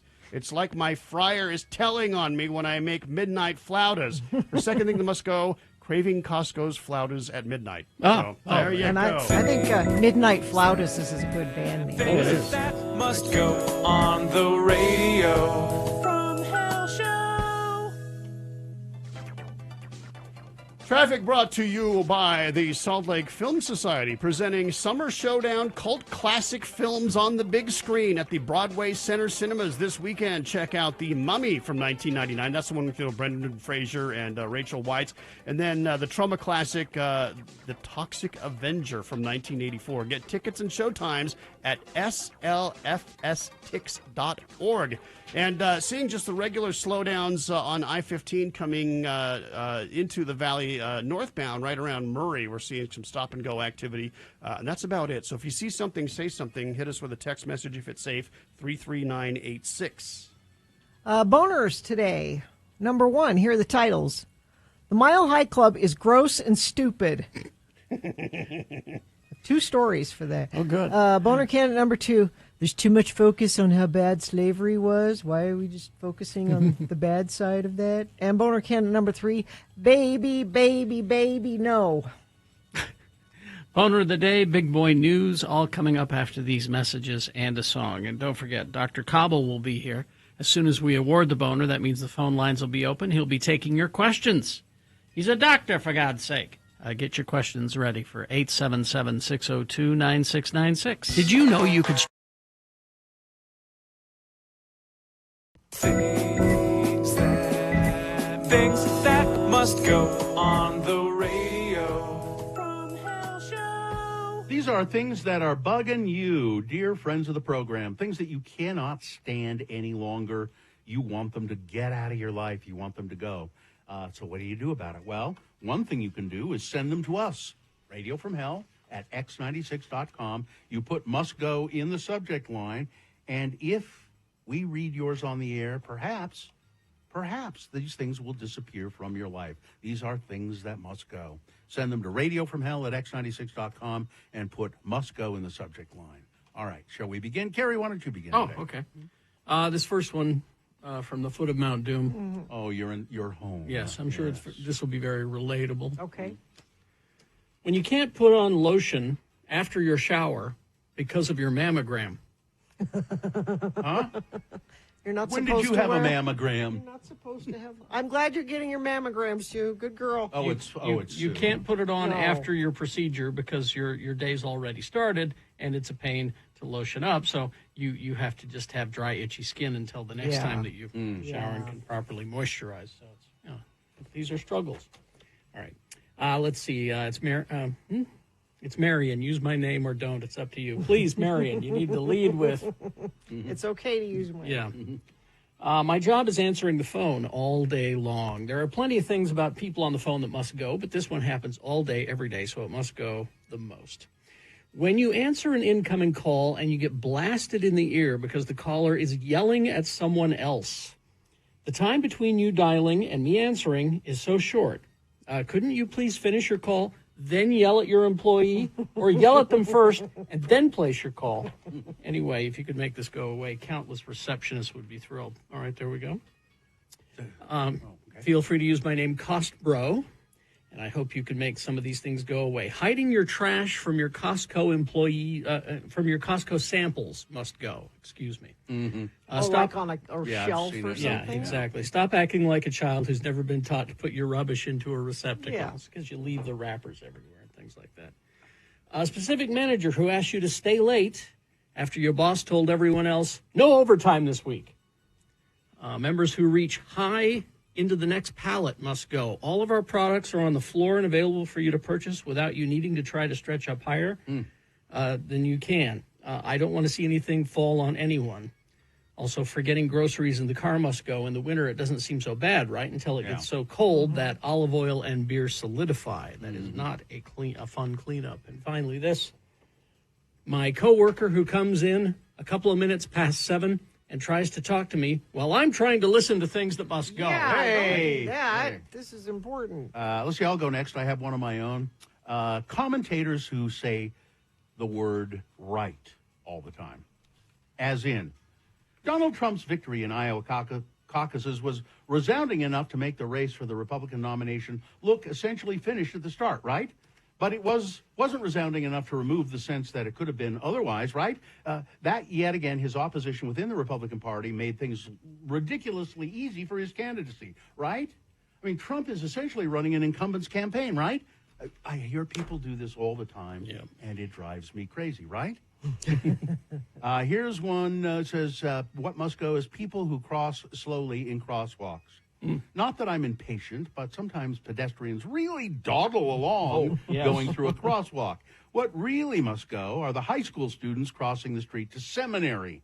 They hit the blinking lights in the middle of a busy road, and then 50 to 80 kids make their way across, but not as a single bunch. No. They're spread out over 100 yards, and they just keep crossing and crossing without consideration for the long time of traffic backing up because of the crosswalk.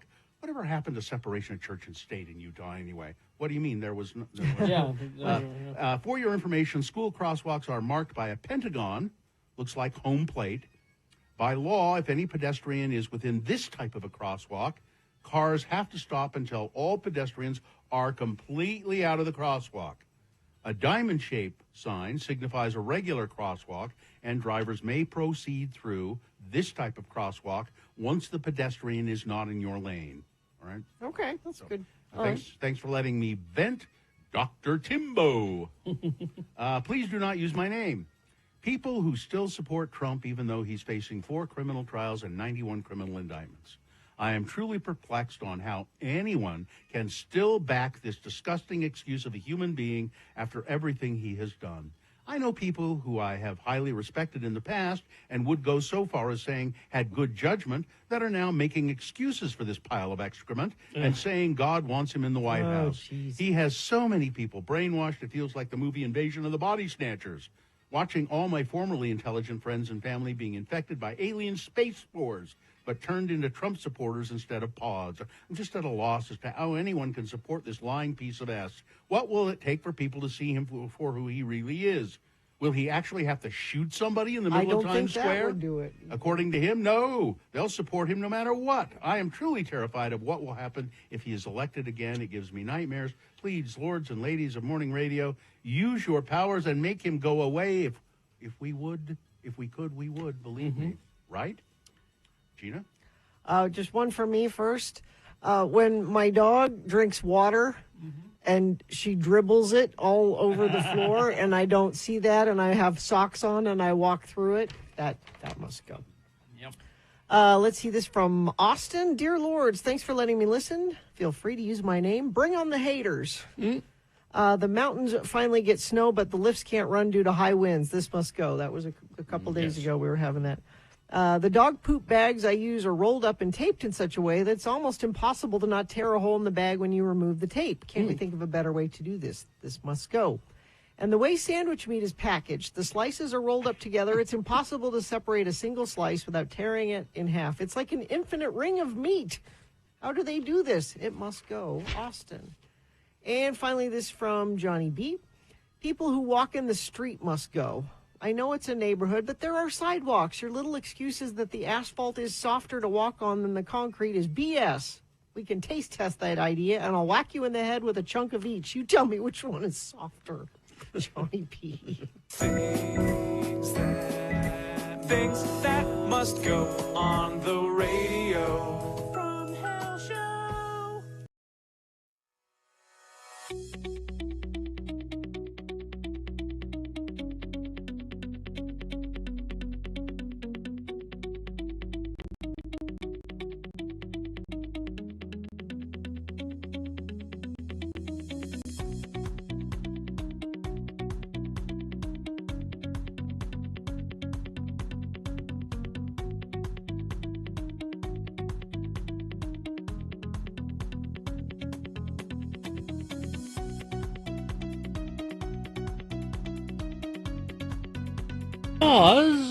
On this day in 1986, REM released Fall on Me, the lead single from their fourth studio album, Life's Rich Pageant. I had that on 45. I remember buying that 7-inch single way back in the day. I still have it. 7:23, time for Boner of the Day. 3 news stories. These are examples of bad, stupid, or funny human behavior. You will decide with your vote. Of these 3 candidates, which one is the worst? Which one deserves to be Boner of the Day for today, August 20, 2025? We'll give you 2 candidates now, a third after the news. Once you've heard all 3, you'll vote. One of you lucky random Boner voters will receive. Can't buy it, gotta win it. Radio from Hell Boner t-shirt. All right. Boner candidate number 1. The Mile High Club is gross and stupid. I have 2 stories here. The Mile High Club now includes Joe Jonas. In an interview, the 36-year-old Jonas Brothers member revealed that he once got busy with a partner in an airplane bathroom, and it immediately led to an awkward moment. I joined the Mile High Club a couple years ago. I left the bathroom, and I thought I was high-fiving my drummer, and it was actually the flight attendant. However, it could have been worse. It was a private flight. I wasn't on a public flight. Joe likely won't make the same mistake again. So there's a couple boners with this story in particular. The first is that the Mile High Club is gross and stupid. And also high-fiving somebody after you leave the bathroom. Huh? Yeah. Guess what I did? That's all. Yeah. Second story. A drunk British couple arrested, hauled away by police after boasting to a packed EasyJet plane that they were joining the Mile High Club. Minutes later, loud noises were heard from the toilets belonging to the intoxicated Brits. The cabin crew member tried to coax the couple, who were in their 30s, out of the cubicle whilst horrified passengers, including families with children, looked on in disbelief. Appalled passengers on board the flight Friday night said it was clear from the sounds coming from the toilets that the couple were fulfilling their crude announcement. I don't even know how, you can't fit, how... I think everyone that's claiming to have done this is just lying. Well, I can't, I go, and the last time I flew, I had to use the in-flight facilities, and it was like you have to duck to get, and they're disgusting. Yeah, I don't want to. I don't even want to be in there to do what you're supposed to do in there, let alone with a partner. And it's gross and stupid. The Mile High Club Boner candidate. Knock it off, people. Number 1. Boner candidate number 2. There's too much focus on how bad slavery was.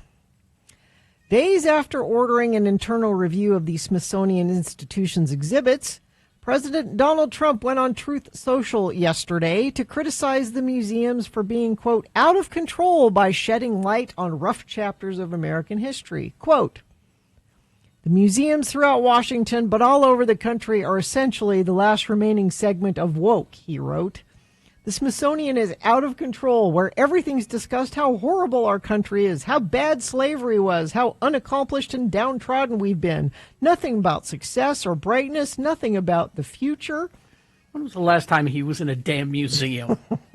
We're not going to allow this to happen. I've instructed my attorneys to go through the museums and start the exact process that's been done with colleges and universities, where tremendous progress has been made. This country can't be woke because woke is broke. We have the hottest country in the world. I want a hot country. We have a hot country. Museums are for education. Education is all about, we're a great country. We screwed up a couple of times. Yeah. Right over here. I've been to the Smithsonian. I've seen all sorts of different things addressed there, and a lot of it is some of the cool stuff that we've done. And then, there's the ugly stuff that for some reason doesn't want to talk about. It's like, look, talk about it. Learn from it. But he doesn't want it in the museums, but he's bringing back the Confederate statues. Yeah. So which is it? Yeah. Is it slavery as bad or what? Trump seized control of the Smithsonian Museum's messaging in March. The goal of the recent internal review, according to a letter sent to the institution's secretary, Lonnie Bunch III, by the Trump administration, was to ensure that the exhibits, quote, celebrate American exceptionalism, remove divisive or partisan narratives, restore confidence in our shared cultural institutions. Then don't be putting up Confederate statues anymore. Boner candidate number 2. Why do we have to focus on how bad slavery is? The United States Coming up in a moment, boner candidate number 3, baby, no. Boner candidate number 3 coming up after this. Big boy news and opinioendo brought to you by. Waterproof your home with Baseco because water can make its way through your foundation in many different ways. Baseco specializes in a variety of permanent foundation waterproofing solutions tailored to your unique issue. From sump pumps all the way to major repairs to cracked and settling foundations, each solution is backed by a guarantee. Schedule a free assessment today at baseco.net. Northern Utah law enforcement leaders said more people would have died in Sunday night's shooting in Tremont if not for the actions of 2 city police officers who were killed and a sheriff's deputy who was wounded. Officials from the multiple police agencies provided an update Tuesday on the shooting that killed Tremont and Garland Police Department Sergeant Lee Sorensen and Officer Eric Estrada and injured Box Elder County Sheriff's Deputy Mike Allred and his canine service dog, Azula.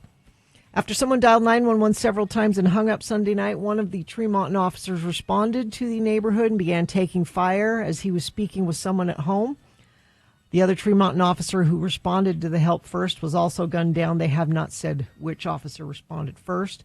Allred responded soon after and reported the officers down, according to Box Elder Chief Deputy Cade Palmer. The suspected shooter also fired at and injured Allred and his canine. The deputy took cover, Palmer said, and continued to communicate with law enforcement responding to the scene, redirecting them from the line of fire. I believe he saved lives tonight, Palmer told reporters at a Tuesday news conference. The encounter ultimately ended Sunday night after bystanders talked down the suspected shooter, according to police reports, and the man put down his weapon. Police then took the man into custody. Law enforcement officials declined to provide further details of the shooting, but noted that Weber County is investigating. Allred and Azula received surgery and are recovering at home. But apparently, when he called, so he was shot and kind of hunkering down in his car, and called and told the police, because he could hear the other officers coming, and he was saying, "Don't come this way. You'll be in the line of fire." And that's why they think he saved more lives. He redirected them and told them to come a different way. That was just heartbreaking, and we saw when they did the procession, from the medical examiner's office all the way back to Tremont, and it was just like all the police officers on the freeway.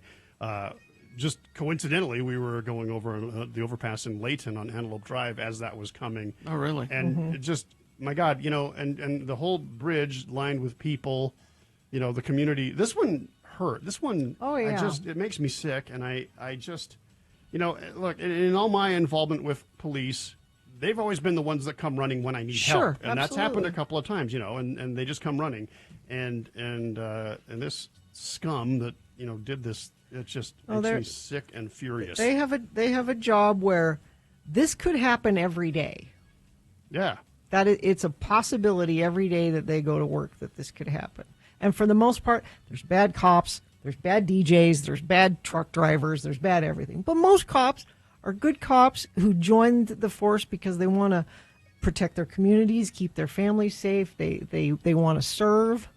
Most of them are that way, and they put their lives on the line every day, and I'm grateful for them. Yeah. This could have been a boner candidate.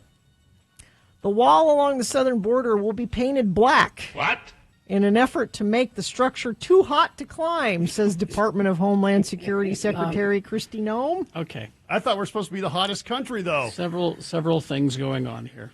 She said this was suggested from none other than the smartest man in the world, President Donald Trump. He suggested this in his first term. They did paint it black. And within a very short period of time, because of the heat and everything, the paint peeled off. Quote, it's tall. Also, there's no real evidence that it's going to get that much hotter if you paint it black. Kristi Noem says, quote, it's tall, which makes it very, very difficult to climb. Almost impossible. It also goes deep into the ground, which would make it very difficult, if not impossible, to dig under. And today, we're also painting it black. Have you seen video of people climbing over it? Well, it's apparently the way that they built it made it kind of easy to climb. And you can a ladder. A ladder. Just wear gloves. There are ladders. You can fry an egg on that wall. It's very, very hot. You can. This is specifically at the request of the president, who understands that in hot temperatures down there, when something is painted black, it gets even warmer and will make it harder for people to climb. It's not like your car, sir. Because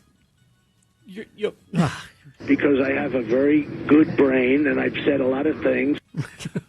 Noam didn't say how much it would cost to paint the wall, but the administration secured about $46 billion in funding through the Trump-backed One Big Beautiful Bill Act to modernize the border barrier system, including completion of 700 miles of wall. If Sherman Williams wants to do business in this country, he's going to have to give us some paint and some money. We're painting it black. I was waiting for you to play some Rolling Stones while I was Oh, doing no, that. I can't. It'll kick us off YouTube, Gina. I can't just do that anymore. Man. Let's see. Pharmaceutical companies are sniffing out new territory, tapping into some science behind blockbuster weight loss drugs like Ozempic and Wegovy to develop similar treatments for pets. Oh. One biotech firm expects to roll out its animal-friendly version by the end of the decade, hoping to give your portly pooch or hefty house cat a chance at a leaner, longer life. I mean, I have a beagle, so I'm kind of paying attention to this. You know, the beagle's a nonstop eating machine. Traditionally, vets have pushed lifestyle changes to slim down. Yeah, just like they do to us. That never works. Never works. But getting Fido to cut back on treats isn't always a walk in the park. Caloric restriction or fasting is one of the most well-established interventions for extending the lifespan and improving metabolic health in dogs, but it's also one of the hardest to maintain because they look at you with those eyes. Yes, the beagle especially, those sad little brown puppy dog eyes like, I need another treat. Similar to semaglutide and other active ingredients in human drugs like Wegovy and Zepbound, they're looking at a GLP-1 to decrease the appetite in your dogs.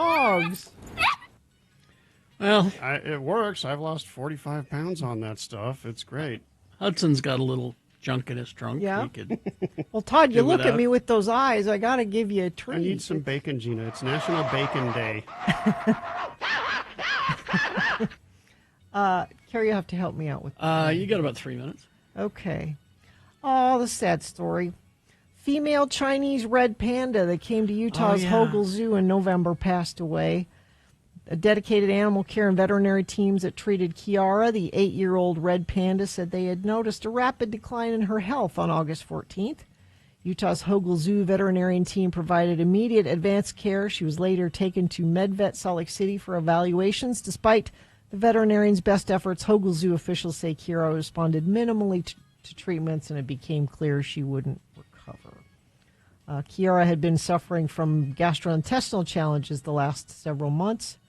Kiara came to the zoo as part of breeding recommendations from the Association of Zoos and Aquariums, the Red Panda Species Survival Plan. Red Chinese pandas are considered to be endangered species. Over the last 2 decades, the overall population of red pandas is estimated to have declined 40%. Really? And they're just the cutest. They're thing. adorable. They look like stuffed animals. They look like they shouldn't be real. Oh, there's a picture of one, x96.com/live. And a recent survey of 2,000 men found that 21% experience anxiety when asking for a new hairstyle from their stylist. Additionally, 23% have hesitated to request specific haircuts they've desired in the past because they're worried about being judged. It's okay. Women do it all the time. You take in a picture of, I would like to look like, but men will just go, men have a tendency to just tell their stylist, just whatever you want to do is fine, or just do the same thing you always do. I always tell Matt, hey, if you want to try something, go ahead. Go ahead. But he's like, nope, I'm not that stupid. I have limited options with hair over here. So. Well, you just had your big yearly haircut. Yeah, so I'm just a little bald guy. I just buzz cut. It's football. You can tell when it's football season because Todd gets rid of the mohawk. All right, weather, traffic. Weather, it's hot AF, and it's going to be that way for a long time. Highs in the upper 90s. We may get some monsoonal thunderstorms maybe Friday-ish. Traffic, looks like we got some slowage occurring on northbound I-15 in the Midvale Murray area. A little bit of trouble heading in from Point of the Mountain on northbound. And then this is kind of the usual stuff. And then in Davis County through Woods Cross and into Bountiful, a little bit of slowage heading southbound into the Salt Lake Valley. So other than that, pretty chill. If you see something, hit me with a text message at 6. That's my PIN number. No, it's 33986. Careful there. Careful. Or I'll give you my American Express credit card number, and you can go nuts with that. So there you go. Oh, and it's brought to you by this thing we're doing. It's we're doing a little survey on x96.com. You click on the thing where it says Music Quorum, and then you can win a $250 gift card if you take the little survey. It takes like a couple of minutes, and we're not even asking about music on this one. It's just stuff on the radio. So go do that, and let us know what's up. All right. Voter candidate number 3, baby, baby, baby, no. Okay. I can't do a Justin Bieber impression. Oh, I see. It was unbelievable. A Justin Bieber impersonator ran up a $10,000 bar tab after he tricked the staff at a Las Vegas nightclub into believing he was actually Justin Bieber, even getting up on stage for an impromptu performance. The bizarre incident took place at the 5-Star Wynn in Las Vegas, where LA-based DJ Griffin was performing at the XS nightclub. Griffin was told that Bieber was in town and wanted to make a surprise appearance during his Saturday night show. Believing he was the real Bieber, he invited him into the DJ booth. Video posted on social media. You can see some of it at x96.com/live. He looks like Justin Bieber. No, that's sham Bieber. A video posted on social media shows the shirtless, tattooed impersonator wearing dark shades and low-slung blue jeans belting out a version of Bieber's 2015 hit Sorry in front of a packed nightclub crowd, all whom appeared oblivious to the scam. The shameless scammer was identified as 29-year-old Dylan Desclose. He sang a couple of Bieber songs before Wynn staff realized the truth and kicked him off the stage. Hey, wait a minute. Griffin jokingly dubbed the prank Biebergate, explaining that it was a dark venue and the music was loud and we were all drunk. But he ran up a $10,000 bar tab while now he was you're there. just tempting people, Gina, to go out and impersonate you at Hire's big age. Like, bring me some more damn fries. I'm Gina Barberi. Oh, they'll know. They'll know it's. Okay. They'll know That's it's true. That's boner candidate number 3. All right, let's review the first 2 and vote. Boner candidate number 1, the Mile High Club is gross and stupid. These are a couple of stories, one of them involving Joe Jonas bragging about joining the Mile High Club and high-fiving about it, and a British couple getting arrested for it. It's just gross. Why is anybody doing that? Number 2, there's too much focus on how bad slavery was. This is Donald Trump yesterday talking about the Smithsonian, and they're revamping some of their exhibits there. And he's like, why do we have to focus on how bad slavery was? Why can't we just talk about good things in our past? And you just heard boner candidate number 3, the Justin Bieber impersonator. All right. Time to vote for boner of the day. 1, 2, or 3. Remember your candidate number, the one that you think should win. Which one is the worst? 1, 2, or 3. Put that single digit in the message of a text, and then text that to 33986. Easy to do. Or you can call Katie in the producer's booth. She'll take your live voice vote at 877-602-9696. Or go online, x96.com. Look for the box that says Boners, August 20, 2025. Click and vote. And if you don't see that box, refresh your browser. It'll appear. Click and vote.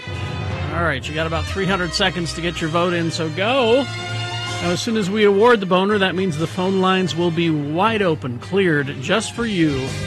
Questions for Dr. Cobble. He's the person doctor, not the animal doctor. Get your questions ready. 877-602-9696. Let's vote.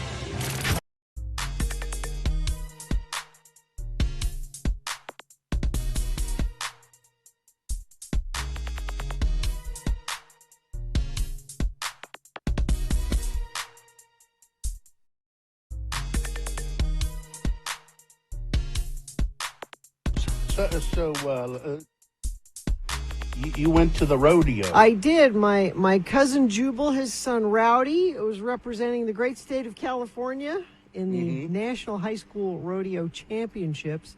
Which what's his specialty? Saddle bronc. Saddle, not bareback. No, saddle bronc. I don't think they do bareback in high school. But it's called the National High School Rodeo. There were people there from Canada, from Mexico. Those are from nations. Australia. Yeah, those are nations. That's from New Zealand. Mm-hmm. And next year, Italy's going to be there. Now, Rowdy's event is Saddle Bronc, and you don't bring your own animal for that, obviously. No. But if you are a team roper or a barrel racer, you got to have your own animal for that. You can't rent them? I mean, you can, but you probably want your own for that. So that means people from Australia and New Zealand were flying their horses to participate in this, to the tune of like $6,000 a pop to fly your animal. Just think if you're a polo player. Yeah, I mean, you have to do the same thing. All the time.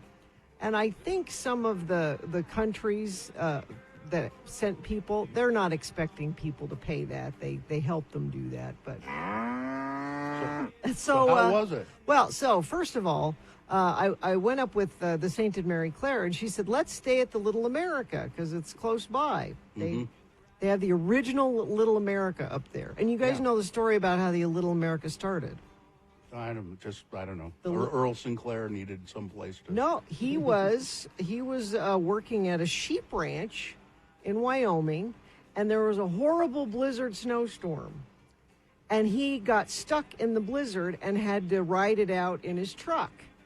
And he said a prayer to God and said, if I make it through tonight, I will build a hotel right where we stand. Because where the Little America is makes no sense. It is. I've always thought that. What do you mean it makes no sense? It's right on I-80. It's in the middle of nowhere. It's so anyway, we're going to stay at the Little America. Well, she had a friend who also had a grandson that was participating in the rodeo who got there a day earlier and said, well, I'll stay at the Little America. She called my mom and said, we left and you also should not stay at the Little America. It's that bad. So there's a Hilton hotel in Rock Springs. By the way, get ready for Earl Sinclair's phone call, Katie. Well, then we might get a Hilton call too. Rock Springs. So Mary Claire goes online to make a reservation at the Hilton there, and she's looking at the reviews, and it's good review, beautiful, newly renovated hotel. This is great. And the third review down says there's bed bugs in room 202. Now, my mom, not just taking that at its word, called the hotel and said, I read online that and the manager that answered the phone said, thank you for calling and asking about that, because people can put reviews of anything they want and they can't do anything about that. By the way, I'm going to need another break to actually talk about the rodeo because we're almost out of time. But the manager said, our newly renovated hotel doesn't have screens. So if people open the window, there's flying bugs and things that come in. And this woman brought a bug up to the front desk and said, look, I have a bed bug. And the lady's like, that's got wings. That's not a bed bug there. So long story short, we stayed at the Hilton, which was nice and did not have bed bugs. I still think you should have stayed at the Little America. It apparently was not. History and tradition. So you go on the word of your mom's friend. Yeah. Yeah. I'd want to find out for myself. And then we ate at a brew pub there in Rock Springs and ordered onion rings. And they brought out the onion rings, and my mom and I are eating the onion rings, and my mom said, I don't think I've ever had a bad onion ring. Usually an onion ring is pretty... It was a bad onion ring. Usually you can do pretty well with an onion ring, but yeah. So we there are bed bugs in these onion rings. So we ate there at this because I'm like, well, this is the food I'm going to have, so I better eat it. Then we get to the rodeo, and if you go to my Instagram page, I have a picture of this. They had food trucks there, and guess what food truck they had there? Steak bed bites. Bugs? Which one? Steak fries? Steak bites. Steak bites. I could have had steak bites for dinner at the rodeo, but I had already eaten the bad onion rings at the brew pub. You know what they do, how they make the steak bites? It's just when an animal goes down. No, that's not how.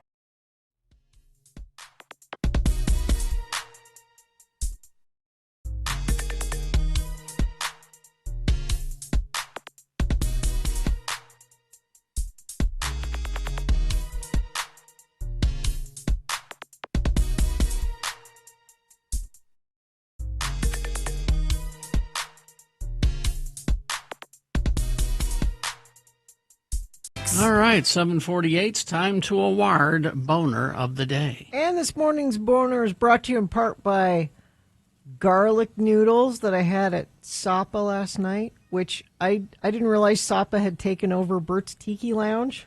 Oh, yeah. But they have a beautiful bar. Carrie, if you go in there, you will not recognize what used to be Bert's Tiki Lounge. And was it the same bar? I think so. Oh, God, I hope they cleaned it. It's beautiful.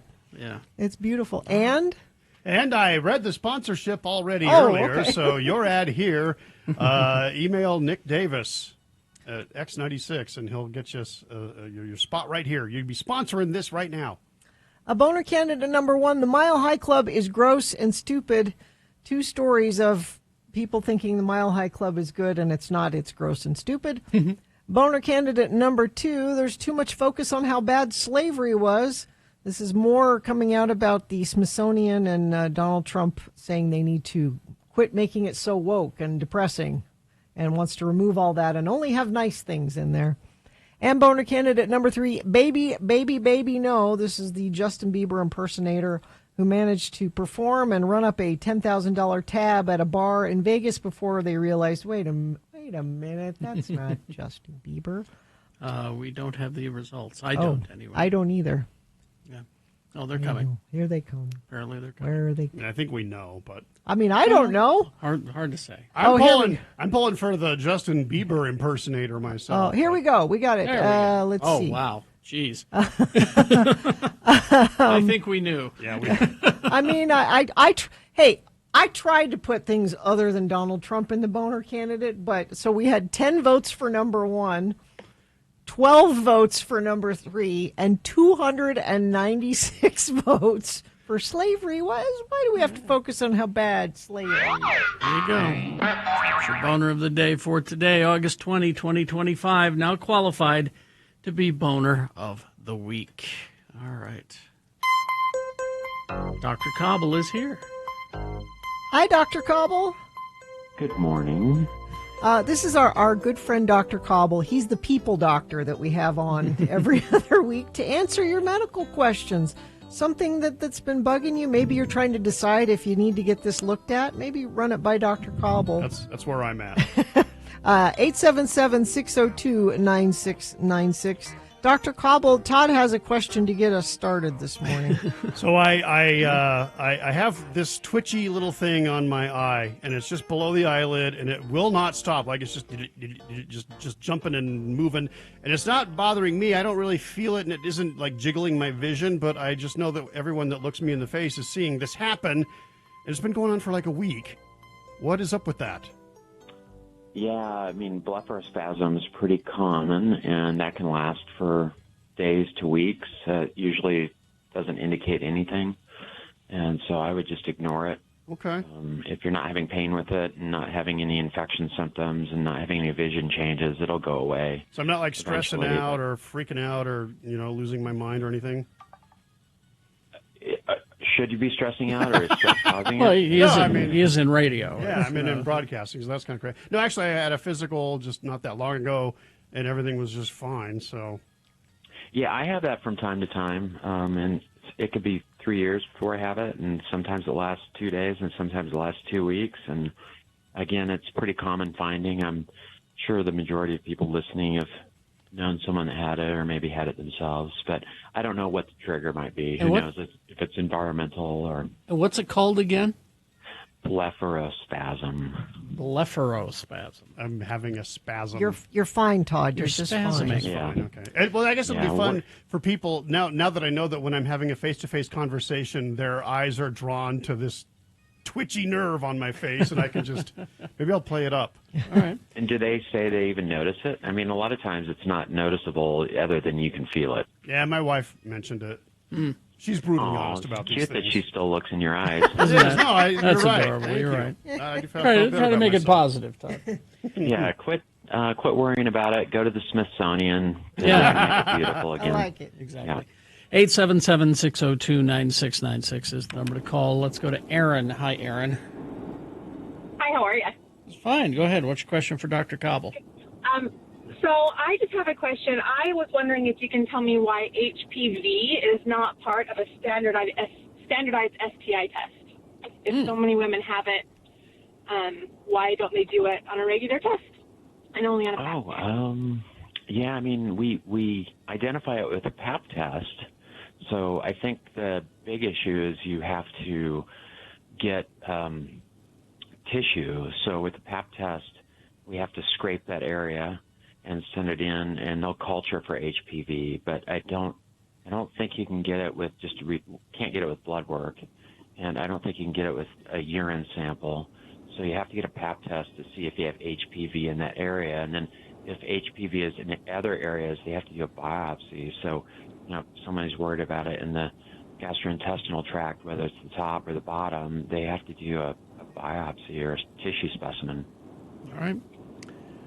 Get the vaccine. Awesome. Thank you. The vaccine, of course, all of the children are having it now, but, the vaccine prevents cancer and saves lives. All right. Thanks, Aaron. I would, if I can just add to that for a second, Dr. Cobble, there are parents out there that say, why does my son need the HPV vaccine?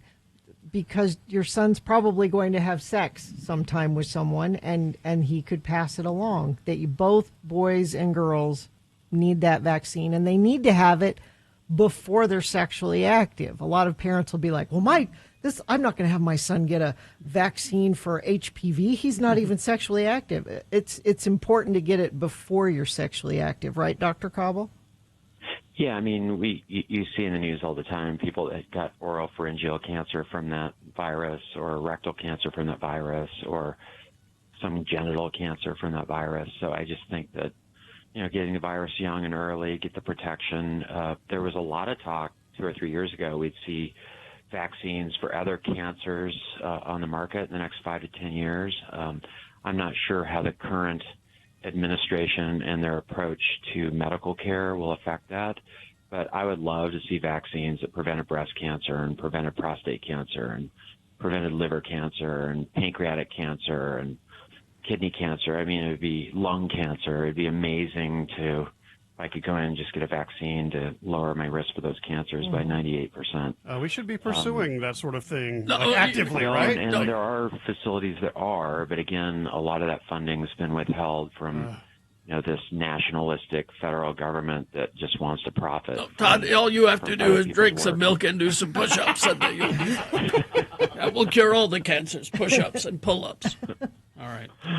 Thank you, Doc. We will take a break. We'll be back. If you have questions for Dr. Cobble, now is the time. 877-602-9696 is the number to call. Or text your questions. If you're going to text us, you got to give us more information than this. The back of my calf hurts sometimes. Why? We need a little bit more information. So it's best if you call 877-602-9696. But if you must, text with lots of details, 33986. Traffic. Slowage heading toward the University of Utah on Foothill. It looks like we've got some slowage from I-80 eastbound coming into West Valley, and slowage if you're coming into the Salt Lake Valley from any direction, slowage. And other than that, things are fine. If you see something, hit me with a text message, 33986. And there you go. All right. Thank you very much. 877-602-9696 is the number to call and talk to us, talk to Dr. Cobble. RenaissanceRanch.com. Who has that one? That's you. Is that me? Yeah. Oh, that's me. Okay. Oh, there it is. Oh, yes, thank you. RenaissanceRanch.com. Renaissance Ranch Addiction Recovery Center. You just go to their website. So if you know somebody who is struggling with addiction or drugs or alcohol, and maybe it's you, the hardest part is allowing yourself to reach out for help. Well, they're here for you. Local, family-owned Renaissance Ranch Addiction Treatment Center, designed for male patients specifically.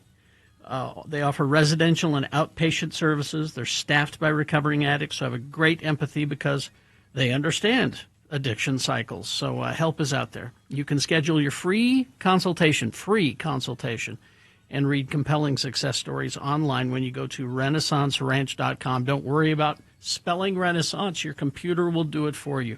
RenaissanceRanch.com. They are now accepting most private insurance plans and Medicaid as well. And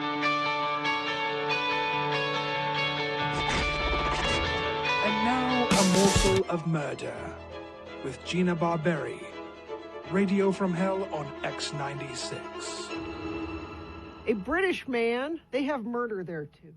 They have special murder there. It seems fancier because it has an accent. Mm-hmm. A British man has been found guilty of murdering his friend following an argument about being woken up. What? Jimmy Moore, age 33, died after he was stabbed repeatedly by Robert Crabtree. On the morning of Saturday, the 25th of September, the victim had been to the address to pick up Crabtree's brother for work, but he was not in, police said. Crabtree, 33, was convicted following a trial and will be sentenced on the 9th of September. His brother Ryan, 30, was convicted of perverting the course of justice after he helped cover up evidence. Essex police said Mr. Moore had thrown stones at a bedroom window trying to wake up his friend that he was supposed to pick up. Okay, like you do. However, the brother was not home, and after shouting at Mr. Moore, Robert Crabtree armed himself with a knife and confronted him. Mr. Moore was stabbed repeatedly, and when he fell to the floor, was stabbed again before he managed to stagger back to his car, police said. He started driving away before collapsing at the wheel. Police were called, and officers found Mr. Moore in his car and said he died at the scene. In his first interview to police, Mr. Crabtree claimed that Mr. Moore was the aggressor, and it was only after he was assaulted that he went to get a knife. Ryan Crabtree claimed Mr. Moore was armed with mole grips. I don't know what those are. Mole grips. And had threatened his brother. However, police said CCTV footage did not show Jimmy with anything in his hands when the attack took place. That CCTV's everywhere, by the way. You can't get away with anything. Yeah. Ryan Crabtree was convicted after he helped his brother clean blood from the driveway and turned off their CCTV camera after the attack to limit available evidence. A deputy said perhaps what's most galling is that the dispute was over which Jimmy Moore lost his life was so innocuous, he just was trying to wake up his friend to take him to work. I told you I'd give you a ride to work. Mole grips are like vice grips. Oh. It's British murder. Is that it? Yeah. No, Isn't that enough? My brother-in-law Morsel. is going to be involved in a murder podcast, I bet. Really? Yeah. He's from South Africa, and he was a lawyer in South Africa. He worked for an organization that was like the ACLU here. And he and another attorney, a woman in another office, got onto this case, and it was somebody was murdering children, and it was a serial killer, and murdered 35 children, shot them. And my brother-in-law and this other lawyer kind of broke the case, apparently. And he just got a call from the BBC. Now, this happened many years ago. BBC. Yeah. But it's still a notorious, crime in South Africa. And the BBC called him and said, would you be interested in participating in a podcast about that? The Beeb. And I said, are you going to do it? And he said, well, yes, I think so. Why not? Yes. Murder? No, he has a... No? He has a South African accent, which I can't replicate. I can't do a South African. Yeah. It's not British, but it ain't English either. It's something foreign. Yeah, you can tell he's a foreigner. All right.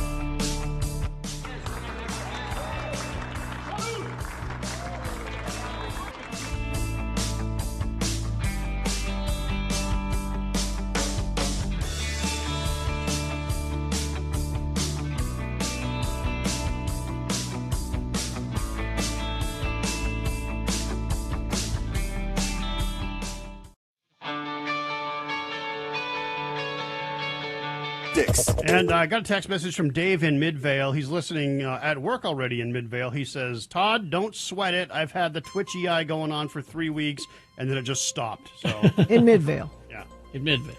We have our good friend Dr. Cobble with us, 877-602-9696 if you have medical questions. I want to just read this quick text, though, before we get to the phone calls. It says, Dr. Cobble, you treated a lot of my broken fingers and toes and other bones at the Instacare in Sandy when I was a kid. My mom thought you were hot. Thanks for all the splints.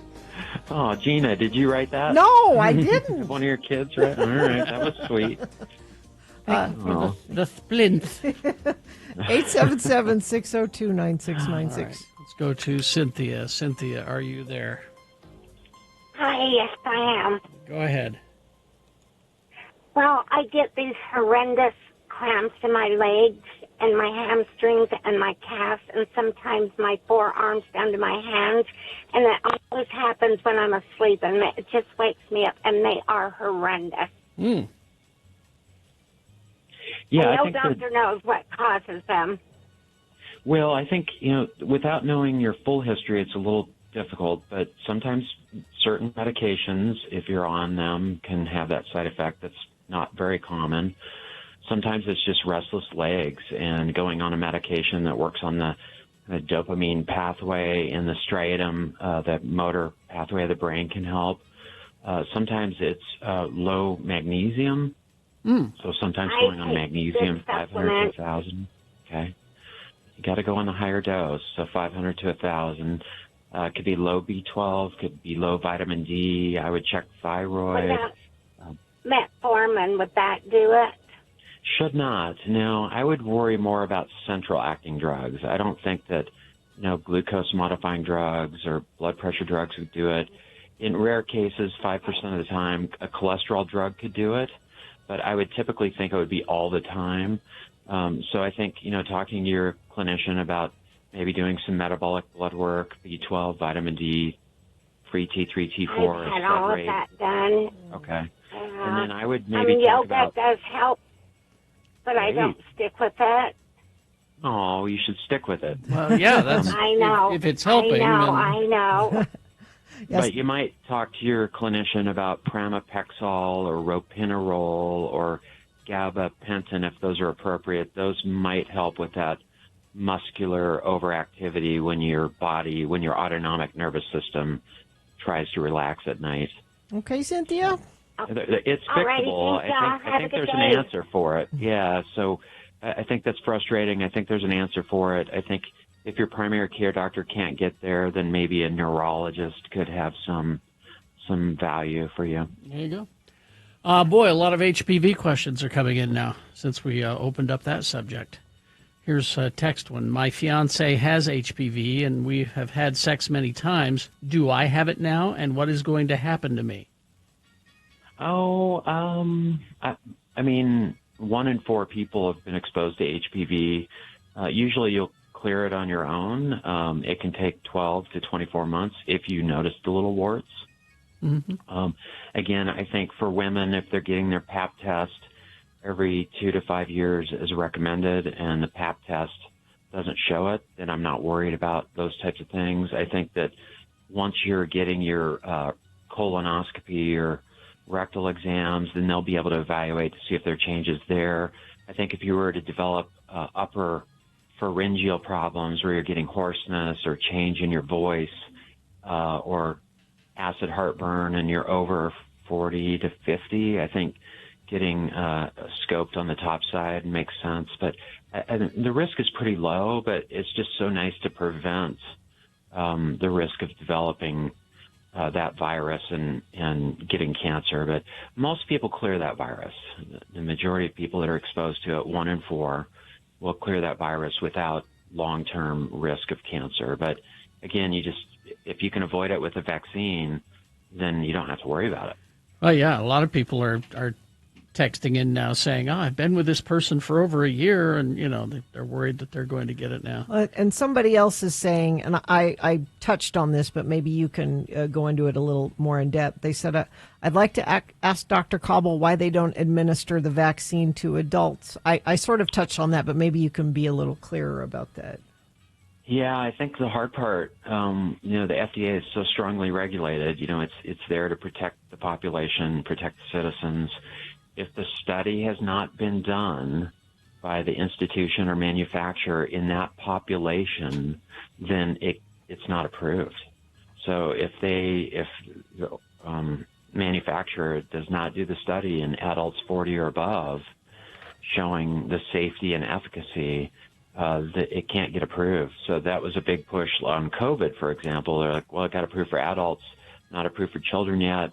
Got to enroll enough kids, got to show it's safe, got to show it's effective before we'll allow it in the childhood population. And the HPV, the opposite is true in that case. We're worried about vaccinating these people when they're younger so they don't get HPV at age 17 or 23 or 27 or 32 and then be unlucky enough to get cervical cancer at 28 and die because they weren't getting their Pap test. Or getting rectal cancer at 33 because they weren't getting colonoscopy because so I think I wish you would see it studied in the older population because I think there's value. But again, until the studies are done, it'll never be approved. That doesn't mean I think you can go in and ask for it. That's personal choice, personal decision. So you may have to pay for it. Your insurance may not pay for it because they'll say, well, it's not approved. Oh, great. Let's see. Here's a text question. Please refresh my memory on why my arm still hurts 2 days later from the second shot of shingles, or in general, why is there so much pain in shot areas? Because we stabbed you with a needle. Yeah. Yeah, sometimes you get a pretty strong local reaction where the injection goes. Typically, tetanus is the most dynamic, but I can say shingles, while it's a great vaccine and very protective, a lot of people have quite a few side effects from that particular vaccine.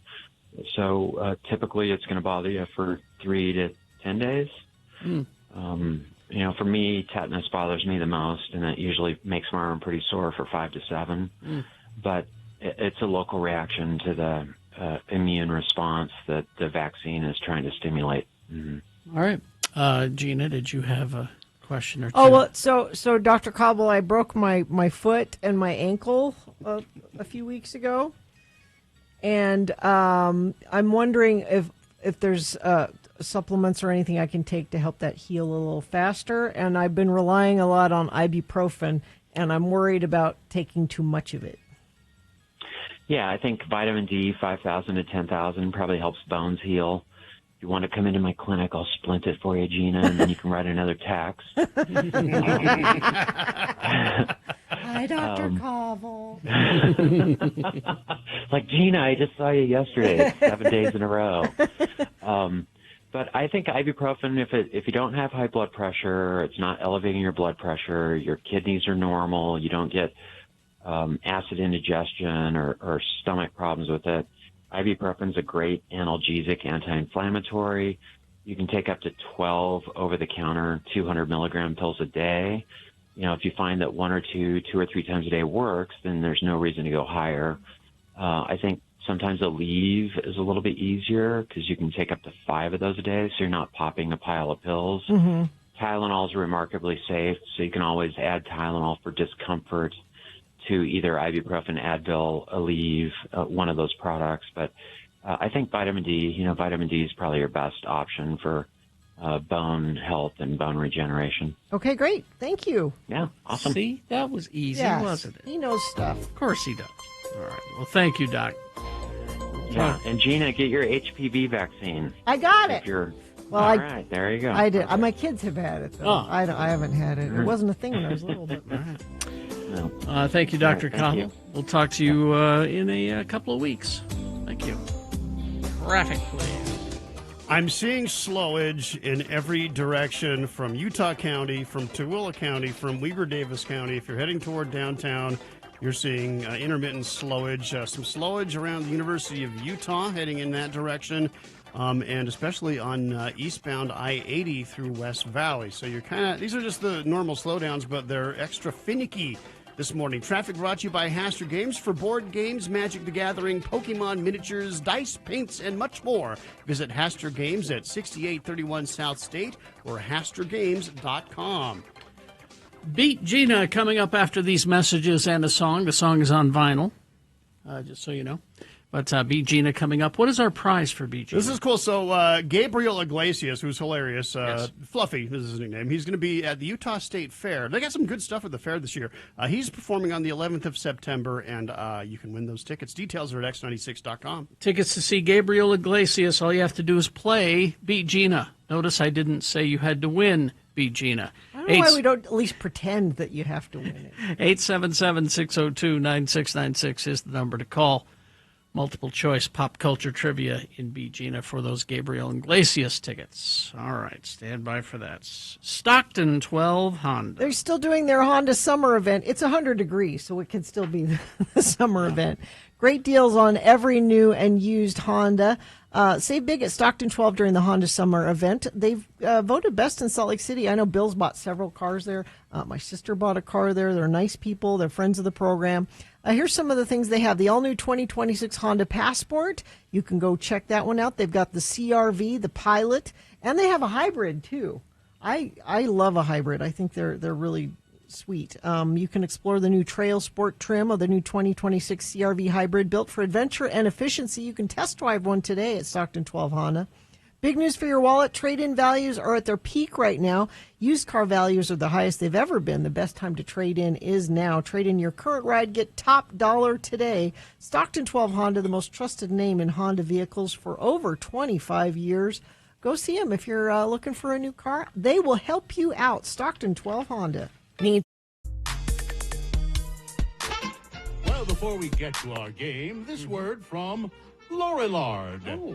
I'm Johnny Ola, extending an invitation to the men in our audience to try the climax of enjoyment found by every lover of good chewing tobacco.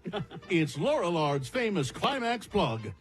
This tobacco represents the result of 134 years of experience in blending and preparing tobacco to suit a universal taste. A delicious flavor has been imparted to it without the addition of any harmful elements. In substance, it is unequaled by any chewing tobacco ever prepared.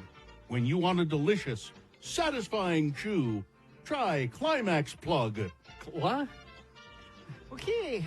It's the Climax Plug. A plug of tobacco. A plug of tobacco. Okay. And now, here's a man who gave up the chew a long time ago. I did. Your host, Kerry Jackson. Thank you, Johnny Ola. Thank you. You're welcome. Not Plug. sure what to do. Thank you, Yeah. Andrew. Plug. What? It's a plug of tobacco. Okay. Climax Plug. It's the Climax Plug of tobacco. Okay. Lorillard, All right. Got it. famous tobacco company. The randomizer has picked a contestant. Gina, you'll be playing against Glenn today. Hi, Glenn. Glenn, are you there? Yes, I am. All right, Glenn, we're going to toss a coin to see who goes first. It will give you the advantage in the game if you call it correctly. Heads or tails, please. Let's go tails. All right, let's see what happens. And it is heads. Oh, nice change. Which means you won the coin toss, Glenn. That means you go first. First question is for you to answer on your own. Multiple choice, pop culture trivia. If you get it correct, you get the point. If not, Gina's been paying attention. I'll allow her to answer it correctly, stealing your point away, and we'll do that back and forth till one of you gets 3 points. Christopher Plummer's death day. So it's Christopher Plummer trivia. He was quite old, wasn't he? Yes, he was. But, you know, Christopher Plummer, the actor. Yes. Sound of Music and all those. So, all right, let's begin. Glenn, Christopher Plummer trained to be what before turning his attention to acting? What was he training to do? Was it 1, churro technician at Disneyland, 2, sandwich artist at Subway, 3, a ballet dance teacher, or 4, a concert pianist? We'll go 4. Concert pianist. Very good. That's a point for Glenn. Now we go to Gina. Gina, for which film did Christopher receive his first Academy Award nomination? Oh, okay. Was it 1, The Sound of Music? Was it 2, The Last Station? Was it 3, Scald of Creation, Soothsayer amongst silver tongues, he who speaks gilded words, writer of elegant elegies, barrister of ballads, slayer of hearts, and better of women? It's a very long title. Yeah. Or Star Trek VI, The Undiscovered Country. I'm going to go with the obvious one with Sound of Music. No? No. That's why I threw it in there. Glenn. You have an answer? Glenn? We'll go with the second one. Yes, that would be the wise choice. What is it? The Last Station. Never heard of that. Glenn's got 2 points. Gina's got none. Yeah. And Glenn, I believe, controls the question. This could be over quickly. Glenn, Christopher Plummer intensely disliked working on The Sound of Music. Mm-hmm. I didn't know that. I did. He hated the movie so much, he was known to refer to it as what? Is it 1, Payday? Is it 2, The Reverend Mother Effer? 3, sarcastically, That Very Special Movie? Or 4, The Sound of Mucus? We'll go with number 3. Number 3? I threw that in there. Yeah. Mm-hmm. Yes, Gina, your chance to get into the game. Yeah, but here. I don't know if I can. Because I kind of want to say 2. The Reverend Mother Effer? No, that's not it. I'm sorry, Gina. No. I know. I believe I know. I can hear him saying I believe that. it's The Sound of Mucus. The Sound of Mucus is what he referred to it as. All right, it's 2 points for Glenn, no points for Gina. But, Gina, you control the question. Gina, Yeah. according to Rotten Tomatoes, what is his number 2, his second highest rated movie? Second highest rated by critics. Okay. Not listeners, but by critics. Okay. Is it 1, Up? Is it 2, Dilf Island? Is it 3, Knives Out? Or 4, Comment Section, the musical? I really liked him in Knives Out. I'm going Knives Out. Knives Out is correct. All right. That's a point for Gina. But, Glenn, you could still win this thing right now. Glenn? Christopher Plummer voiced the character of Charles Muntz in what animated film? Is it 1, The Iron Giant? Is it 2, Up? Is it 3, Bring Me the Head of Buzz Lightyear? Or 4, Agent Mater, Double Toe 7? I'm going to say the Iron Giant. Iron Giant, huh? Oh, he was not in the Iron Giant. Which is what you tipped your hand to me when you said Up before. Up I is didn't correct, know he was in Up. All right, it's tied. Wow. 2-2, and Gina controls the question. I could steal this would this be back. Quite a comeback. Yes. All right, let's see. What was Christopher Plummer's first movie? Okay. Was it 1, Night of the Day of the Dawn of the Sun of the Bride of the Return of the Revenge of the Terror of the Attack of the Evil Mutant Alien Flesh-Eating Hellbound Zombified Living Dead? Could be. Is it 2, More Like Happily Never After? 3, Wind Across the Everglades? Or 4, Stage Struck? Wind Across the Everglades. No. Come on. What is that? Is Glenn, that a thing? yes. Is that even a movie? Yes. It's a, you know, it is. That's when I step outside. You have, Glenn. Glenn, would you wrap Glenn. this up, please? It's the third one. No, was Gina's That's answer. Gina's answer. Say the fourth one. Just say number 4. Yeah, number Stage yes, Struck is correct. Stage Struck. Thank God. Glenn Wind wins. Across the Everglades. It is an actual that movie. That is a movie. Yeah, he was in that. But, yeah. But I thought it was It's a fart walk. I thought it was a fart joke. It's a fart so walk. I like And Carrie lives in the Everglades. True.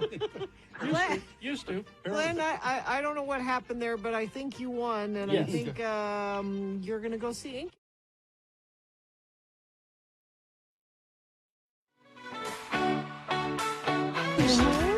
I watched that Devote documentary on Netflix. Oh. I'm dying to see that.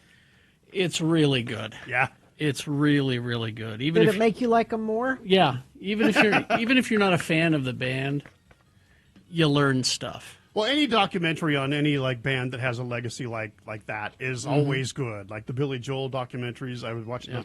So I'm just dying for Devo because they're one of those bands that kind of invented this format. Well, and they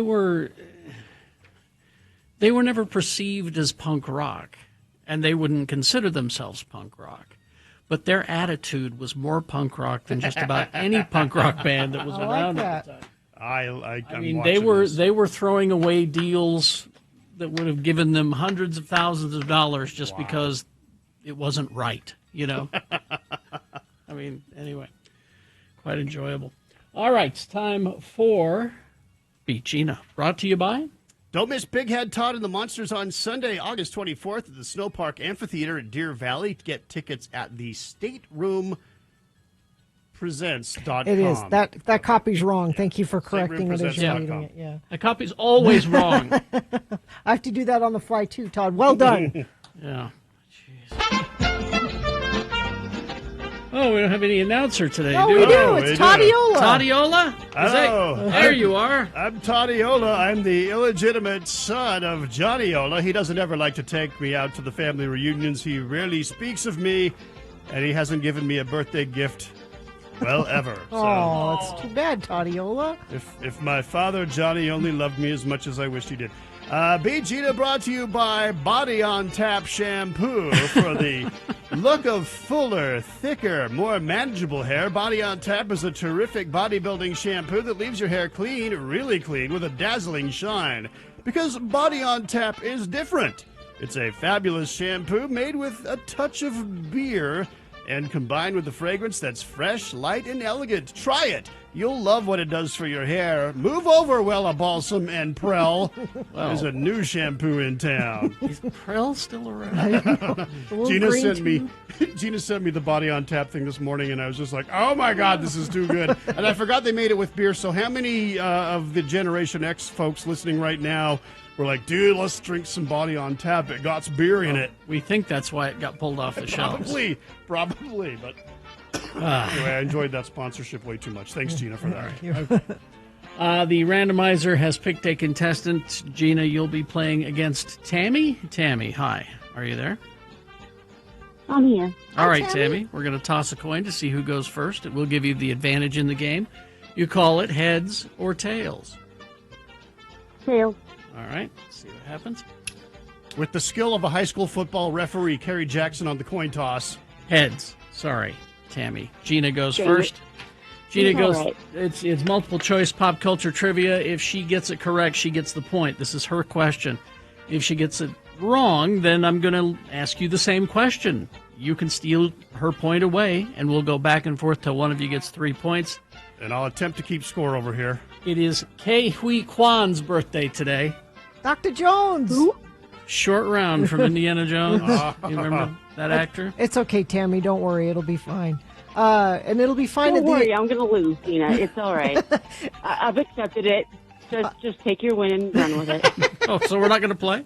Okay. No, I want to play. No, I mean, we'll play. I'm just going to lose. Okay. We'll play, and then probably at the end of this, we'll give you those Gabriel Iglesias tickets anyway. That's probably what will happen. But go ahead. Okay. All right. Kei Hui Kwan holds, Gina, a second-degree black belt in what? Okay. Is it 1, karate? Uh-huh. Is it 2, taekwondo? Uh-huh. Is it 3, judo, but with vodka? Mm-hmm. Or 4, very aggressive hugging? Oh, he is a hugger. I'm going to go taekwondo. Taekwondo is correct. 1 point for Gina Barberi. All right, Tammy. What was Kei Hui Kwan's movie debut? First thing we saw him in. Was it 1? Okay. Was it 1, Indiana Jones and the Temple of Doom? Was it 2, The Goonies? Was it 3, Killer Bra? Or 4, Quest for the Egg Salad? I'm going to go Goonies because I think it came out before Indiana Jones. I threw that in there. Yeah. See, I don't even know who this person is. It's okay. Yeah, it's Indiana Jones and the Temple of Doom. That's your homework assignment, Tammy. Watch Indiana Jones and the Temple of Doom. He's the cute All little right. kid in there. I will watch it tonight. Okay. After Gina, after taking a hiatus from acting, Kei Hui Kwan returned in what film? Was it 1, great movie?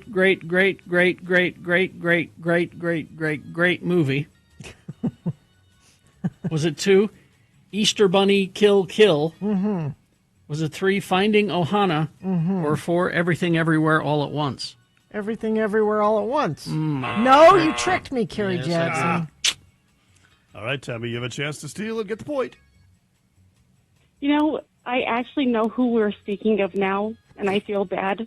It's okay. It's short round. So maybe I stand a chance at getting one answer right. Okay. So what's the answer?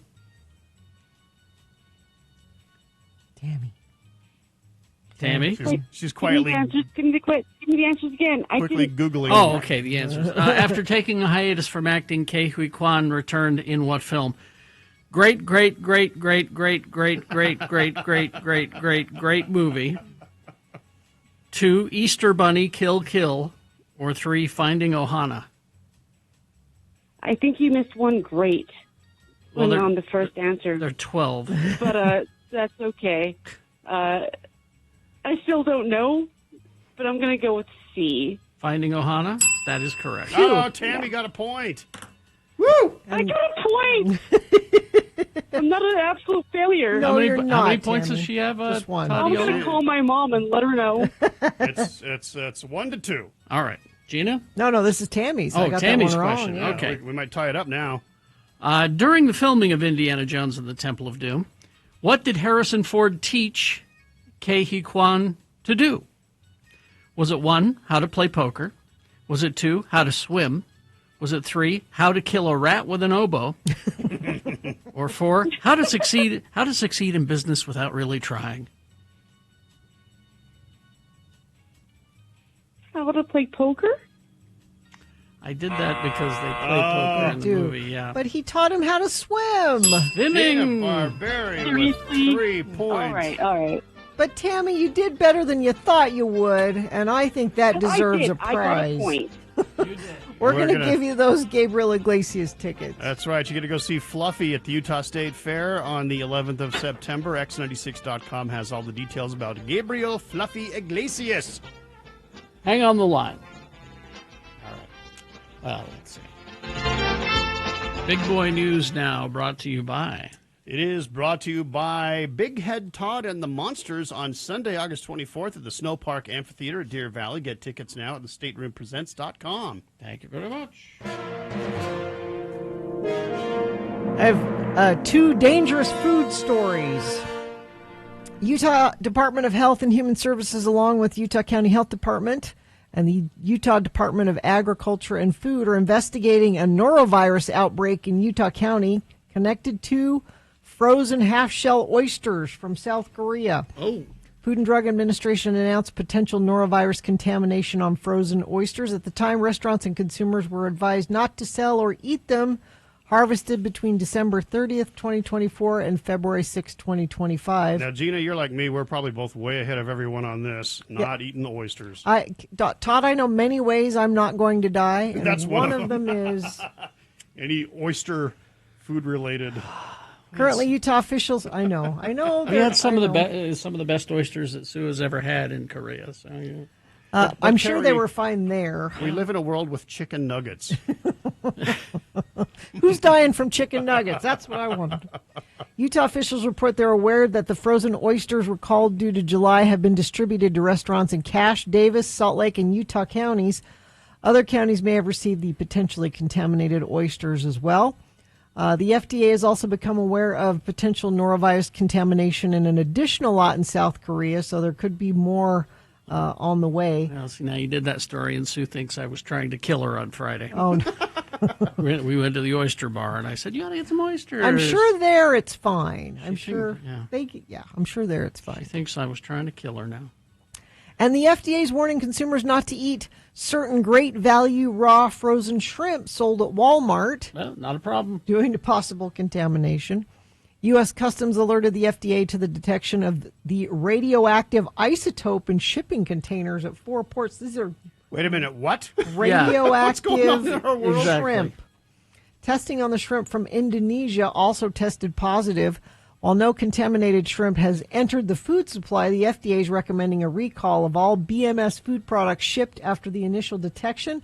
Consumers are advised to discard any matching raw frozen shrimp purchased from Walmart. Again, I've no updates on any chicken nugget recalls. If you Everything's fine. If they are a staple of your diet, you are probably okay. You see, it's not a food recall with a chicken nugget because technically it's not food. It's just you just assume the risk from the get-go. Speaking of diet, high-profile trainer Jillian Michaels Boo. and horrible person, I might add. Horrible person. Is threatening to sue Netflix over its new documentary about The Biggest Loser. I watched it. Oh, you did? Yeah. What'd you think? I can see why. Sue and I started watching it, and we jumped out, I think, second season. And I can see why now. Michael said she's meeting with a powerhouse attorney. In an Instagram post, she called out not only Netflix, but the Biggest Loser fellow trainer Bob Harper and the show's executives. Among other things, she disputed allegations that she gave contestants she was training caffeine supplements on the sly. That was a trial. That was. They've got plenty of evidence, Jillian. You mean something nefarious was happening on an alleged reality show? Yeah, exactly. / game show? Now, she says that the show did, in fact, sanction supplements. And Harper used them, too. Quote, caffeine was never banned on Biggest Loser, she wrote. Well, I'm sure a lot of things weren't in writing that you could have brought in. But wasn't there was a no cocaine clause? Come on. Wasn't the whole point of that show to be like a healthy way to lose weight? You're just going to diet and exercise. That's what you're going to do. The creators of the show said they came up with the idea because they saw an ad for someone who said, I'm obese and I need help. And they thought, oh, terrific. And then it just kind of morphed into this awful, cruel thing, you know. And I'm guessing there are a lot of people. I should probably watch the documentary, but people that came out the other end of it that have had problems since. And No, it's a 3-parter. It's like 3 hours. So that's all Carrie watches these days are documentaries. I learned things. I have a crime story here, Carrie. Oh, okay. Okay. Authorities found 6 severed heads. Whoa! Along the road. That's a band name, by the way, 6 severed heads. In part of central Mexico, where such extreme violence is actually rare. The remains were first reported by drivers using a road that links the states of Puebla and Tlaxcala, the prosecutor said. Another head or human remains were found in another western city. The heads of those men were found displayed on top of a Volkswagen. Oh. I've seen this show. Yeah. I mean, extreme violence such as decapitation is more common in the northern states along the Pacific coast, not in the central where this happened. Drug cartels operate in both. So you cut off heads to say, hey, don't mess with us. This could happen to you. But people still mess with you. Like, does it work? Does cutting the heads off work? Surely that wouldn't happen to me. I'm a little confused about the business model here. I just remember Breaking Bad, the severed head that was on the turtle that was walking. Oh, that was in the what was his name that played that part? Was that Tuco? No. Yeah. No. It was Danny Trejo. Yes. Yeah. That was such a great moment in that show. I'm really naive about a lot of this stuff, and I think does it work? I mean, I would stay away, but people still do it. There are dumb people who would say that's not going to happen to me. Yes. Yeah. Let's see. You can just keep the crime music if you want. A Utah Board of Pardons and Parole will not change death row inmate Ralph Leroy Menzies' death sentence. They've been doing some last-minute maneuverings here to try to get clemency. The board announced Tuesday that Menzies' request for clemency has been denied. The board heard and carefully considered the testimony of witnesses called by both Mr. Menzies and the state. The board also heard and thoughtfully considered testimony from 10 victim representatives. After carefully reviewing all submitted information and considering all arguments, the board does not find cause to commute Mr. Menzies' death sentence. Menzies was convicted of capital murder in the 1986 killing of Maureen Hunsaker, a 26-year-old mother of 3, who Menzies robbed, kidnapped, tethered to a tree on Storm Mountain in Big Cottonwood Canyon, and slit her throat. Next February will mark 40 years since Hunsaker was murdered. So they are going to go through with that. That's going to happen in September, I believe. All right. Sports weather traffic? Sports. Where'd I put my sports? I have sports over here somewhere. I've lost my sports. Damn it. Oh, here it is. Your sports is always in the last place you look. I just, I can't keep track of my sports. But this is interesting. So BYU kind of making history. They've finally figured out who their starting quarterback is going to be after a lot of off-field and off-season drama. And now we have a true freshman that's going to be starting for the season opener on August 30th at Lavelle Edwards Stadium. They've never done this. And this is a kid that was playing like high school, just months ago. Right. But the kid's name is Bear Bachmeier, and he's going to be starting. He's from California. Gina, he's a Catholic. Go Catholics. Listen, they've had, back when Jim McMahon was a Catholic going to BYU back in the day, that was a deal, and he did just fine. And you put a ton of pressure on these kids. He's like 18, and he's starting in front of 65,000 fans at Lavelle Edwards Stadium. How do you prep yourself for that? I mean, that's got to be daunting. But good luck to him, and his brother plays on the BYU team as well, Tiger Bachmeier. So it's a team of. Where's Porcupine? Yes, Porcupine Bachmeier. And the photo that's circulating, congratulating him on social media, he's got really long hair that I know they're going to have an issue with. They're going to make him. The honor code's going to buzz that hair right off, buddy. And a couple of Utah Mammoth players are going to be selected for Team USA. This is an orientation camp, which is a pathway for possibly eventually making the Team USA men's Olympic hockey team. Clayton Keller and Logan Cooley are the two members of the Mammoth that will be participating in that. No formal on-ice activity at that thing. It's more of a team-building thing, but it's sort of the opening phases of maybe making it to the men's Olympic team. So congratulations to those young gentlemen. And it looks like traffic heading into Salt Lake Valley, we're still getting delays from every possible direction, from Utah County, from Tooele County.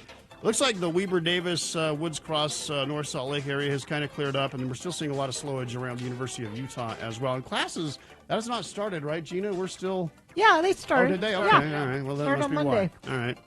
I'm so out of touch with college, so I don't know. I don't know what the hell's going on. But yeah, there's your traffic and all that other good stuff. On weather, it's hot, and we'll just be hot for a while. 100 degrees today, Gina. Yep. Carrie? Ugh. Yeah. Not I know, happy right? with that at all. No good at all. Maybe some thunder showers Friday afternoon, but we'll see. All right. Thank you very much. Let's see. We will take a break. We'll be back after these with your list of things that must go. Stand by for that. UtahAdvocates.com. It's back to school time. That's maybe you've got a brand new driver in your house. Oh, maybe they're not as good at avoiding trouble, and they get in an accident. It's not always you that's in the accident. It could be a family member. Mm-hmm. And if that happens, you want to call the advocates as soon as possible. You can talk to a lawyer 24/7 for free. Now, you can do it several ways. You can just call them directly, 801-355-5550. And again, 24/7, they will patch you through to an actual lawyer. You can also live chat if you're shy, anonymously on their website, utahadvocates.com. So plenty of different ways to talk to an attorney, find out if you have a case. And you're not a bad person. Like, I know there are people that think, "Oh, it was an accident. It's nobody's fault. I don't want to sue anybody." It's not about that. If you've been injured and you have medical bills, that's why you have insurance, is to pay for that. Mm-hmm. So make sure you get the advocates involved as soon as possible. Give them a call, 801-355-5550, or go to utahadvocates.com. Okay, here's a quiz. Okay. A quiz, all right. A quiz. Who said it? Elon Musk or Mr. Burns from The Simpsons? Okay. Deranged millionaires. I got 67%. Or billionaires. Yeah. All right. Here's Okay. I'll read you the phrase and you guys guess. Okay. Oppression and harassment are a small price to pay to live in the land of the free. That sounds like Elon Musk. Oh, oppression and spread in the land of the free. I think it's Mr. Burns. It is Mr. Burns. Oh, okay. Okay. The politicians and unelected bureaucrats who stole our liberty should be tarred, feathered, and thrown out of town. That's Elon Musk. Tarred, feathered, and thrown out of town. It's Mr. Burns. Musk.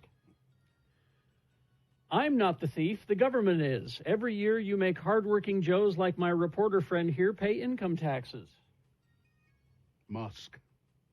Burns. Burns. We're just back and forth. Yeah. If there was a way that I could not eat so I could work more, I would not eat. Musk. Yeah, Musk. You're both correct. Musk. Yeah. I should be able to run over as many kids as I want. Well, that's Burns, right? Yeah. Burns, correct. Okay. I should be able to run over as many children as I want. I said Musk because of his cars. But Smithers. There will be no Mars if we let them take our freedom away. Well, that's Musk. Musk. Yeah. Since the beginning of time, man has yearned to destroy the sun. That's Burns. Yes, Burns. Burns, correct. That's my lesson for taking a vacation. Vacations will kill you. Burns. Musk. Musk. Family, religion, friendship, these are the three demons you must slay if you wish to succeed in business. Burns. Musk. Burns. I would tell those people they will get to see their families a lot when we go bankrupt. Musk. Burns. Musk. If you can take advantage of a situation in some way, it's your duty as an American to do it. Burns. Burns. Burns, correct. Okay. And finally, morons, pathetic morons in my employ, stealing my precious money. Morons, pathetic morons in my employ, stealing my precious money, Smithers. Burns. Yeah. Burns, Yeah. correct. Frightening. That it It a is. couple of That it- them it was difficult to. That it was hard to determine. Yep. Oh. Deranged billionaires. Twitter still seems to be running. Sort of. For now, there was some guy at Harvard or one of those big schools who said he predicts a week. Yeah, And it'll just Before die. it just yeah, I've heard that implodes. there are people who are saying it's not going to be around in a while. I'm trying to enjoy it while I can. I'm staying until it burns I to the am. ground. I am the bitter end. He's all kinds of money lost, billions of dollars lost already. Advertisers staying away. It's hard to fathom, really, why he would do this. Well, Bill, he didn't want to. He was forced to mouthed buy it. off and Yeah. said, "I'll buy it," and they held him to it because you Yeah. can't do that and not follow through. That's the part everybody keeps forgetting. well, he was forced to buy it. Yeah, he did not want to buy it. Again, he also knew that Mhm. that if he made that kind of a move, that he could be forced to buy it. He knew that. Yeah. But he suffers from the delusion that a lot of millionaires and billionaires do. Because they have that money, they must be very, very smart and good at everything. And always make the right choice. Yeah, but they don't. Thank you. How to have a good time, come show. Colors, bright lights all aglow. Watch and learn, my friend, let's go.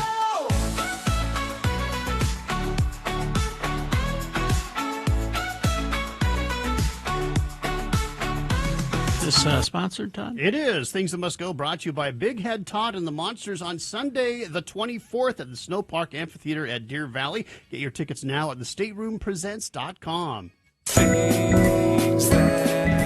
Things that must go on the radio. From Hell Show. These are things that are bugging you, and you tell us about it with an email, radiofromhell@x96.com.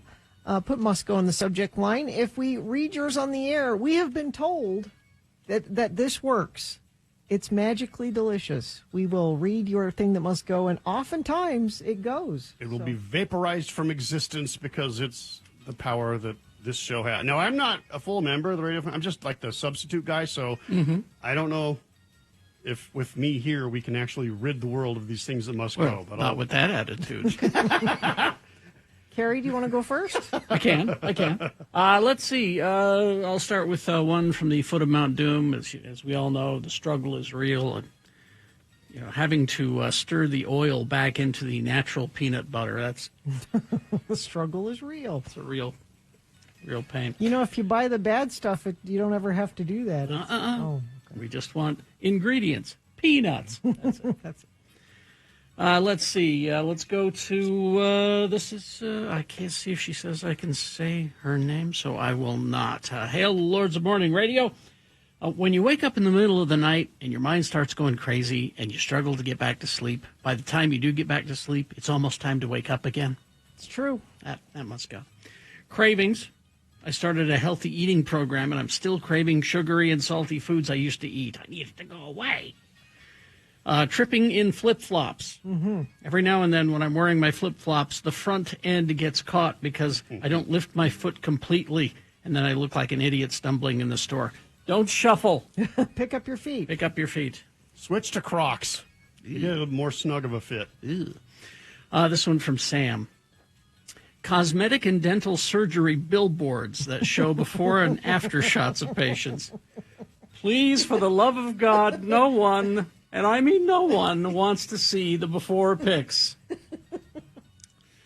Let's see. The Tesla driver that pulled into a very busy gas station and proceeded to park in the middle between two sets of pumps. What a jerk. The driver got out and went inside to shop. Oh, boo. There was a parking lot directly ahead of her that was open, but she chose to park and block 4 pumps. Her ignorance and complete lack of awareness must go. And let's see this one. Stacked paper towels in public bathrooms, more specifically in restaurants that don't have paper towel dispensers. They just stack a bunch of paper towels loosely on the countertop. Mm-hmm. They inevitably end up strewn about the countertop and in the sink, creating a soggy, nasty mess. I think that it can be fixed with a small basket, but there you go. Let's see, and then this one finally. Stores that have the entrance on the left, exit on the right. That's wrong. Yeah, I never thought about it. Yeah, that there's. It confuses It's me right. every time. Does it? Yeah, Okay. I agree. I didn't realize it was a thing. I'll go next. My thing that must go, when you do like Flonase Yeah. and spray it in your nose, and then you immediately sneeze, and you're like, It's all gone. but you also don't want to spray it again because you don't want to overdo it if any of it's still in there. So then you just go the rest of the day not being Flonased properly. Because every doctor I've ever encountered says, be careful with that. Oh, yeah. It's very addictive. Be But very just have addictive. a second puff. You'll end up on the streets. If it's so dangerous, why are they just selling it over the counter then? Let's see, this from Star. Things that must go: salt on all baked goods. Just stop. It's not fancy. It's just salt. Get over it. You can keep caramel. Just stop ruining chocolate chip cookies. I disagree. Star. She's wrong. Yeah. I love Totally little, wrong. little flaky salt on a chocolate chip cookie. Please don't use my name. Here's what must go. People camping in our national forests and not respecting fire restrictions, lighting campfires, leaving their campsites with the fire still burning, even worse, target shooting, which poses a fire hazard, not picking up shells when they're done and leaving a mess behind. Please make this go. Let's see this from Hunter. Things that must go: glancing at my watch while I'm on the phone. It's unnecessary because the time is on my phone. Why do I do that? Second, whenever I come across something that says "prove you're not a robot," and I hear Carrie's pronunciation in my head of robot. Prove you're not a robot. Third, not moving forward in a drive-through line when there are cars behind you. To make things worse, the car I was behind let 2 cars in the other lane to go ahead of him. Drive-throughs are not rest stops. Thank you for letting me listen. And then finally this. The company who makes that fabulous spray butter making a new garlic-flavored spray in an identical container with barely noticeable words "with garlic" on the bottle made me ruin my first 2 muffins with eggs, and I realized I wasn't having a stroke.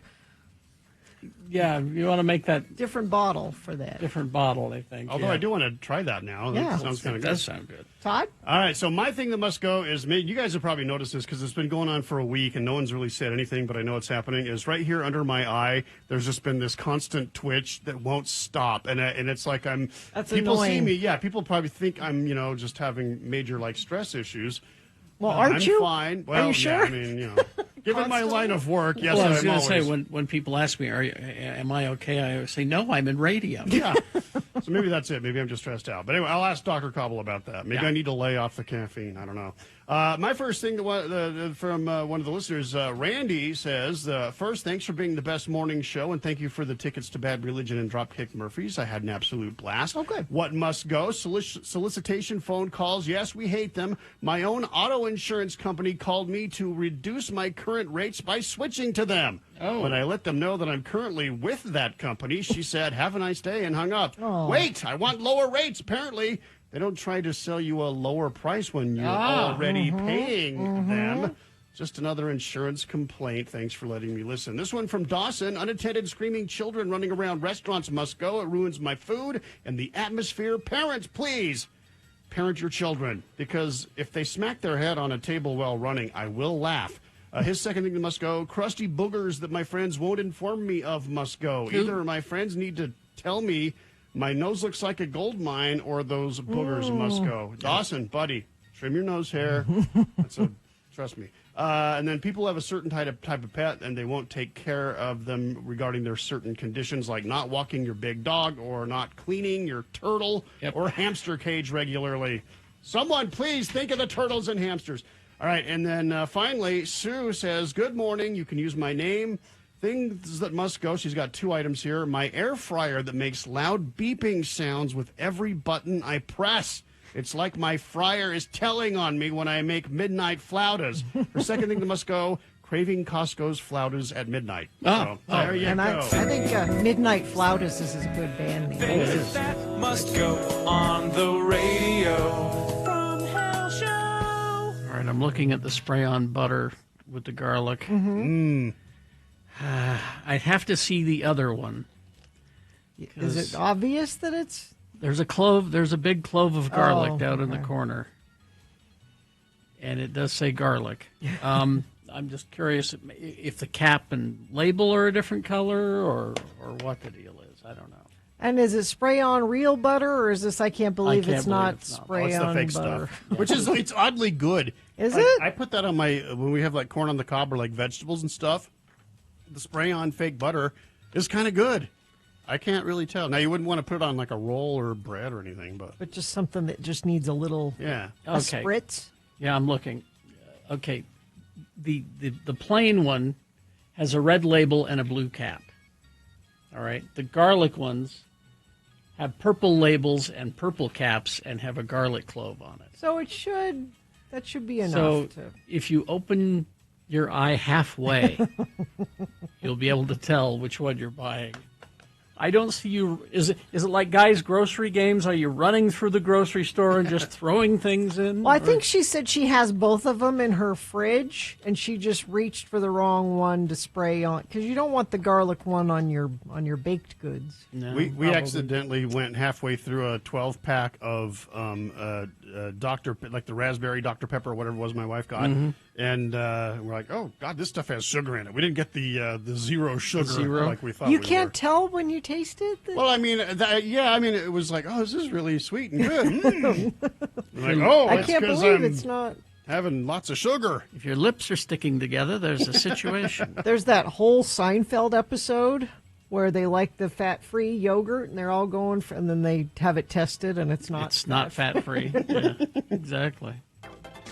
Traffic time. We still seeing weird slowdowns. This is happening in the West Jordan area on both directions of I-50. I'm going to zoom in here in the Midvale area if there's an accident or something. But yeah, it's just a little slowage right through there. And then heading toward University of Utah, still some slowage, and still some slowage occurring on eastbound I-80 as you approach like through West Valley in that part of town. So, I don't know. People are out driving around today. All right. We will take a break, play a song. After the song, it's the Boner Recap Game. Easy to play, especially easy to win today. If you were listening, you know the answer. Who won the Boner this morning? If you weren't listening, you could probably guess. I mean, I'd like to think no, but you can guess. Yeah. And you'd probably be right.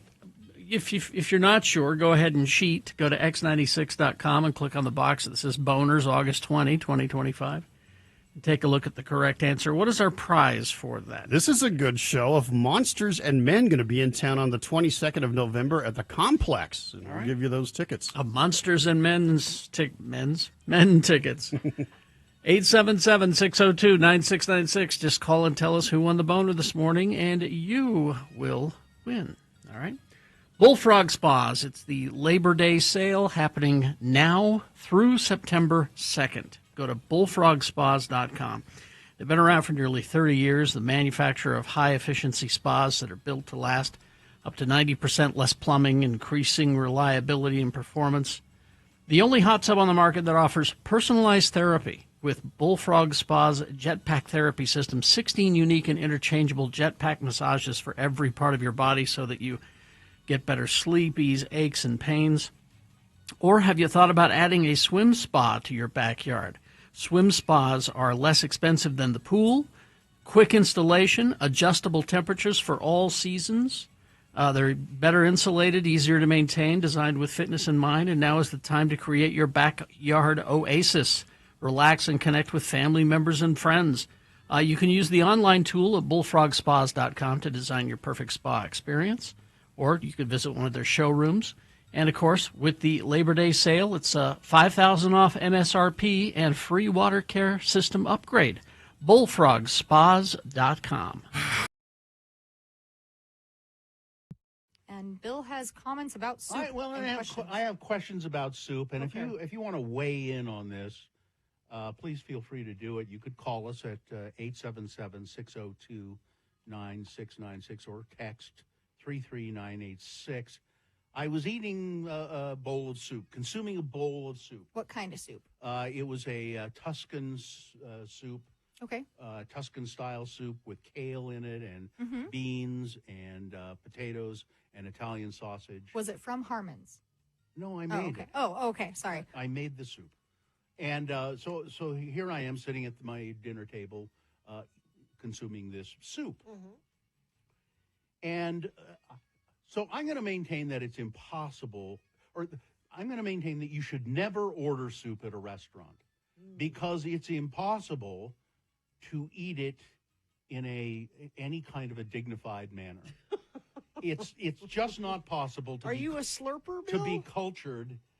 Now, so I'm eating the soup and I'm just with my spoon, Okay. and then, but especially if you have a long beard. Oh, yeah. Then I realized, now it's not dipping into the soup bowl, but I realize as I'm eating the soup, somehow it's kind of dripping into my beard. yeah. That's no good. There's nothing I can, and so, so you get a napkin and you're always like this. And then I'm realizing I'm making slurping noises. And then I realize as I get down toward the bottom of the bowl of soup, the spoon no longer seems adequate. Well, that's where and so you pick up the bowl and you drink it out of the bowl. No, that's where the bread comes in. You don't have, No. usually have bread with your soup. I had bread with the soup. There's two okay, half a loaf maybe would have served. You get down to and you've eaten the chunks out of it, so it's just the liquid. And now I was thinking back on the days of when I was taught etiquette of eating soup. Yes. And what you're supposed to do, you square it, is you take your spoon and you go forward and scoop up some, and then sip it out, and then back and soup. Right? Well, no. What you're supposed to do. I'm is learning so many things. You're supposed to eat it kind of at a right angle. So you don't come right at your face. Oh, that's right. That's right. You go up straight, and then over. Yeah. And then gently sip it out so that you don't make noise. Correct. Take you an hour. It'd take you a damn hour to get through the rest of the soup.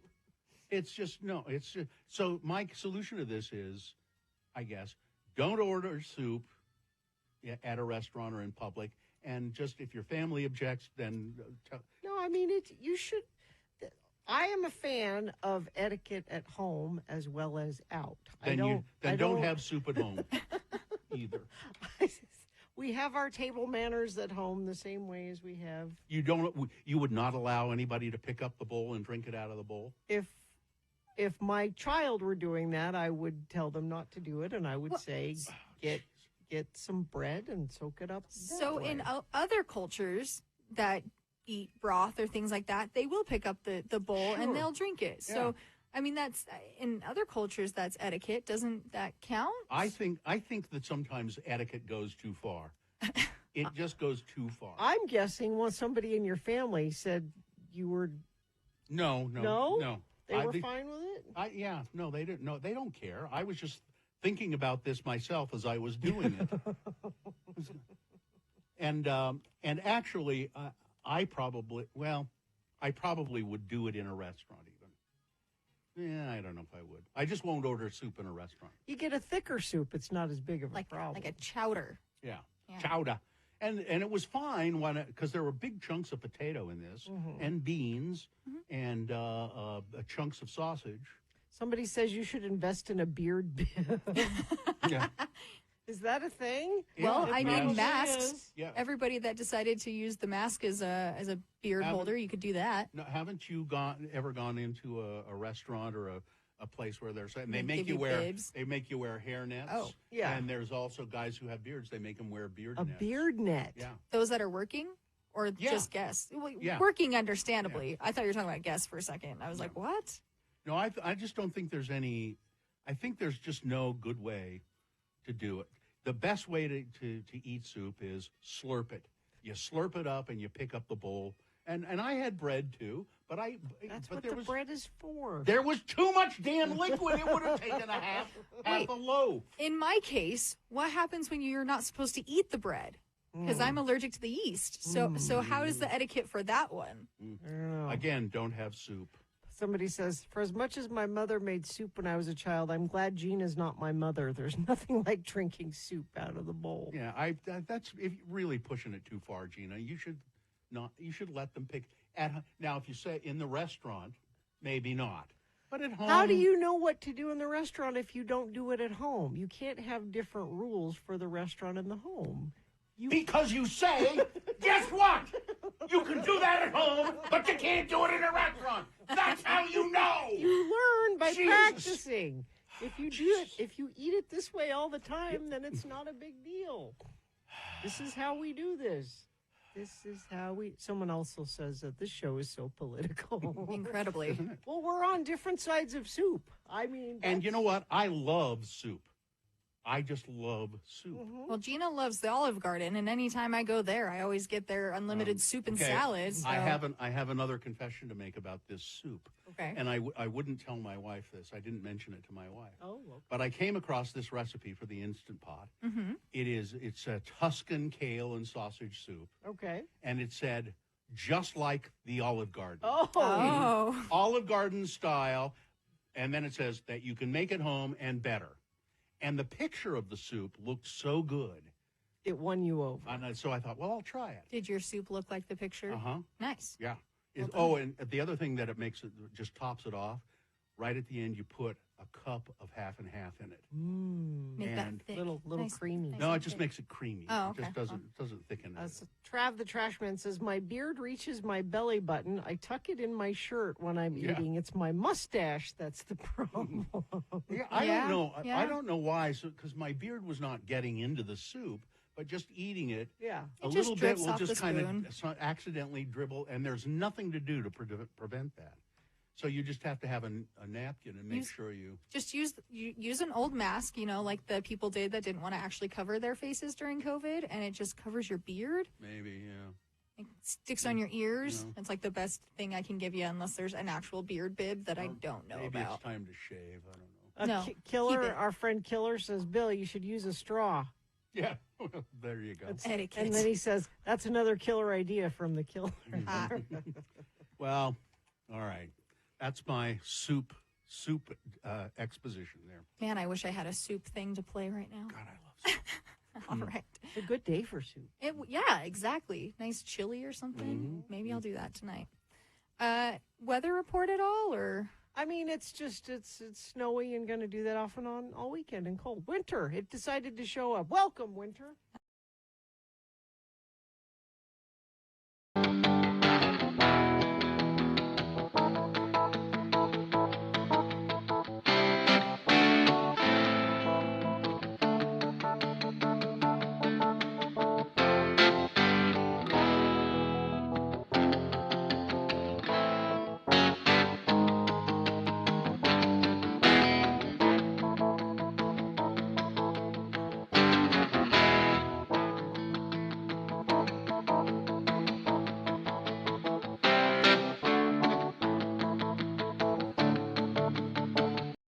call? No, a city person. Vince in Clinton. Big fan of that one, listening at work in Clinton. Because on this day, in 1996, Sneaker Pimps released their one hit, their debut album, Becoming X, featuring Six Underground. Did we hear from them again, Todd? I think there was a follow-up single from that album. That's all I know. I couldn't tell you anything beyond that. So yeah, great. we'll call them a one-hit wonder. Sneaker Pimps. Now I got to Google what their follow-up single would have been. Yeah, what would have been? Oh God, let's see here. Yeah, where are our Sneaker Pimps fans? Somebody's yelling at the radio right now. I can't believe you don't remember. Excuse me, the song was gone. Or maybe not. I don't know. All right, the Becoming X album. Nothing obvious? Becoming X. All right, hang on here. We're going to do Spin, Sugar. That was it. Spin, Sugar. Oh, yeah. I don't remember that You one. don't. It was, Did we play it? For a minute. For a minute. Okay. Yeah. Let's see. Can you find it, Carrie? Yeah, but if I play it, we'll get kicked off YouTube. Oh, sorry. Yeah. Postmodern Sleaze. No. Low Place Like Home. Long Hard Road Out of Hell. See, that doesn't sound like a band that would have a song called Long Hard Road Out of Hell. That sounds too Half-Life. hard for them. Six Underground is actually at the top of the list and the bottom of the list. That's how confusing it is for Sneaker Pimps. Oh, well, someday they'll be back. They released a new album in May of 2021. They did? Yeah. Okay. All right. We'll look it up. It's your fault they're not more popular. Why didn't you jump on that sweet new fresh rock? We're missing out on the Sneaker Pimps. Time for the boner recap. Yes. This is a chance for you to win what, Todd? You're going to win tickets for Of Monsters and Men. They're going to be here on the 22nd of November. That show is at the Complex. Tickets are on sale now. We've got them for free. All right. Peter is here to take them away from us. Peter, are you there? Yeah, I'm here. Can you hear me okay? Yes. Yeah. Are you on your way to work? Just arrived. What do you do, Peter? I'm a QA engineer, so software testing. Okay, well, we'll get you to that shortly. Let me recap the boners for us, and you can tell us who won, okay? All right. Boner candidate number 1, the Mile High Club is gross and stupid. There were 2 stories. One of them was Joe Jonas from the Jonas Brothers telling a story how he joined the Mile High Club and came out and high-fived a flight attendant. And another one was a British couple who were arrested for announcing that they were going to do this and then proceeding to go in the bathroom and do it. I just don't get it at all because it's gross and stupid, and it's boner candidate number 1. Boner candidate number 2, there's too much focus on how bad slavery was. This is yesterday, Donald Trump posting on his Truth Social. This has to do with the Smithsonian Institute, and they are asking them to change some displays because he thinks it's too negative, and we don't focus on the positive parts of slavery. Positive parts of history. Why all this negative? Oh, don't worry. PragerU, which is replacing PBS, will explain why it was a good thing. Which is not... You think I'm joking. That's not an educational outfit, by the way. No, he's radio scum. And boner candidate number 3, Baby, No. This is a Justin Bieber impersonator who tricked a Las Vegas nightclub into letting him perform and to running up a $10,000 bar bill before somebody said, hey, wait a minute, that's not really Justin Bieber. Those were the candidates today. We had a pretty obvious winner. Do you know what it is? Yeah, I'm going to go for candidate number 2.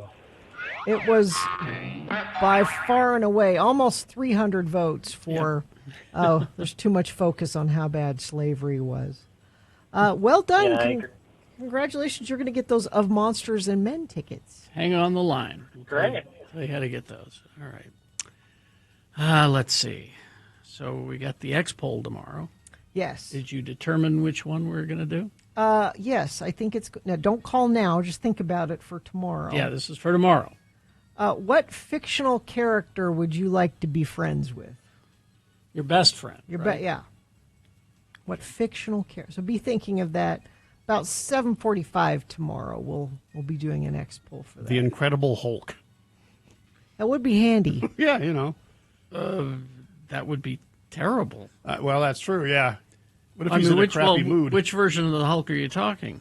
Well, I don't know. I'm talking about the old '80s TV show. Well, that version. would be very bad because when he hulks out, he doesn't know who you are because he's a different person. I spoke too soon. So did he ever? Kerry Jackson with the "Excuse me." Excuse me. Did he ever hurt people that didn't need to be hurt? Like, could he discern a bad guy from a good guy? Or usually, you'd want to be nice to him. Like you couldn't, rip on him like you do your actual friends. Exactly, because he might get pissed and rip your head off. No, I mean usually he was very focused on the bad man, whoever it was. Okay, but there's always collateral damage. So, yeah. Okay, the $6 million man, then.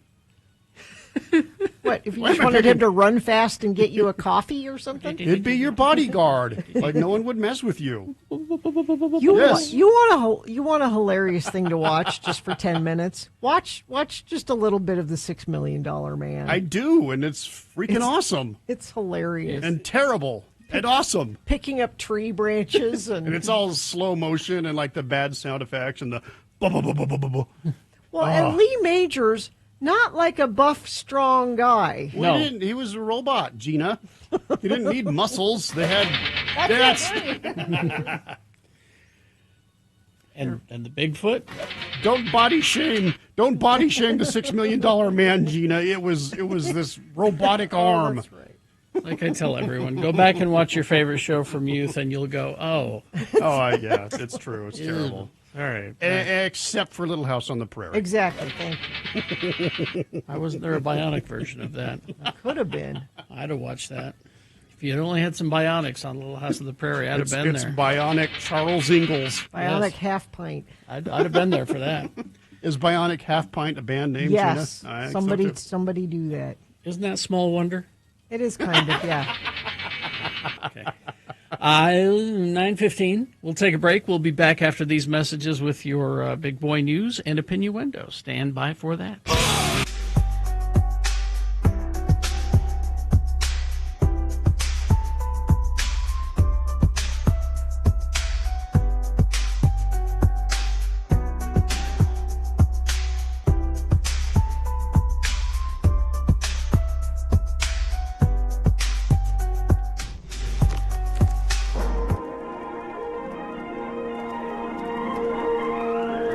It's often said that people of Utah speak a language all their own. It's a language that's often confusing and even incomprehensible to newcomers here in the Beehive State. So, Radio from Hell presents a handy guide to help everyone understand how the natives speak.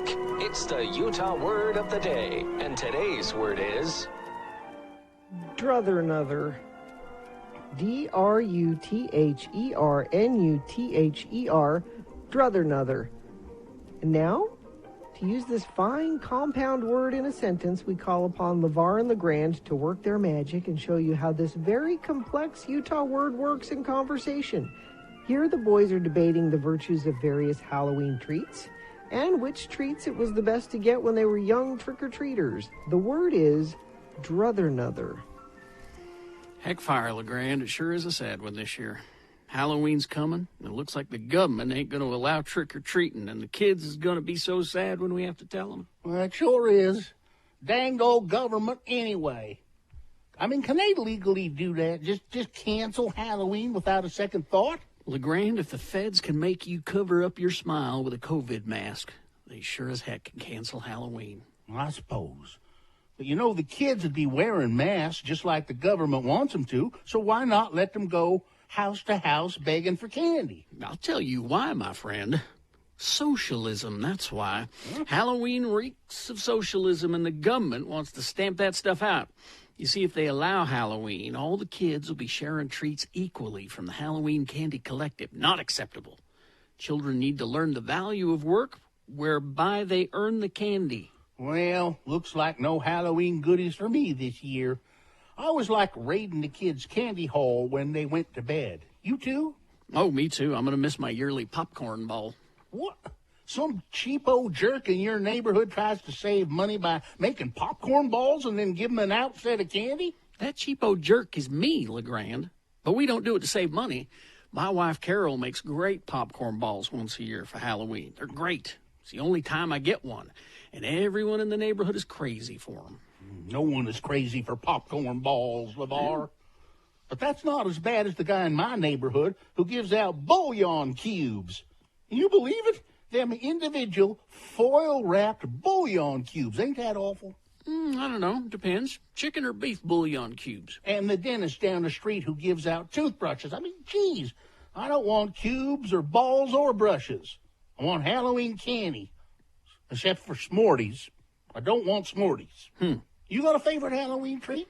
Well, I'm somewhat partial to Bit-O-Honey, but nobody gives out Bit-O-Honey anymore. Did they ever? Bit-O-Honey? Yeah. Jeez. No, what you want for Halloween is candy bars. Full-size candy bars if possible. But any kind of candy bar is better than... Jeez, you kidding me with Bit-O-Honey? I swear I got Bit-O-Honey a long time ago. One time in another city that I was at. Right, yeah. How about Almond Joy, though? Now, some people don't like them, but I do. I love Almond Joy. I'd rather have Almond Joy than a Mounds, though. I think it's because the dark chocolate turns me away from the Mounds. I'm a milk chocolate guy. Okay, well, then here's a choice for you. Twixt or Butterfinger? No, I don't eat anything that has the word finger in it. Oh. How about this? Which would you druther? Milky Way, Snickers, or Mooresboro? I'd rather not have any of them. Well, what do you mean, not any of them? You should pick one. I don't have to. When it comes back to those particular Halloween candy choices, I'd rather another. Join us again some other time as we examine how the Utah natives speak with the Utah Word of the Day.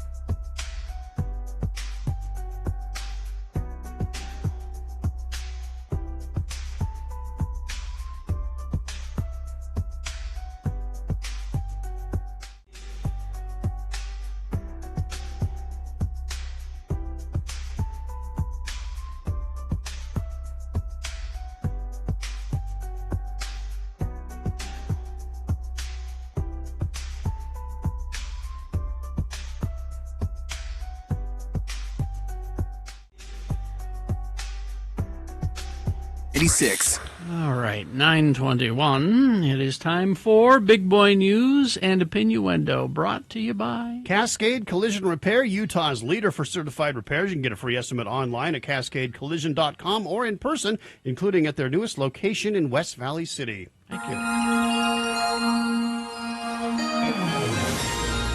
Well, Gary Oldman says that the world's gone to hell since David Bowie died. I agree. I think he's right.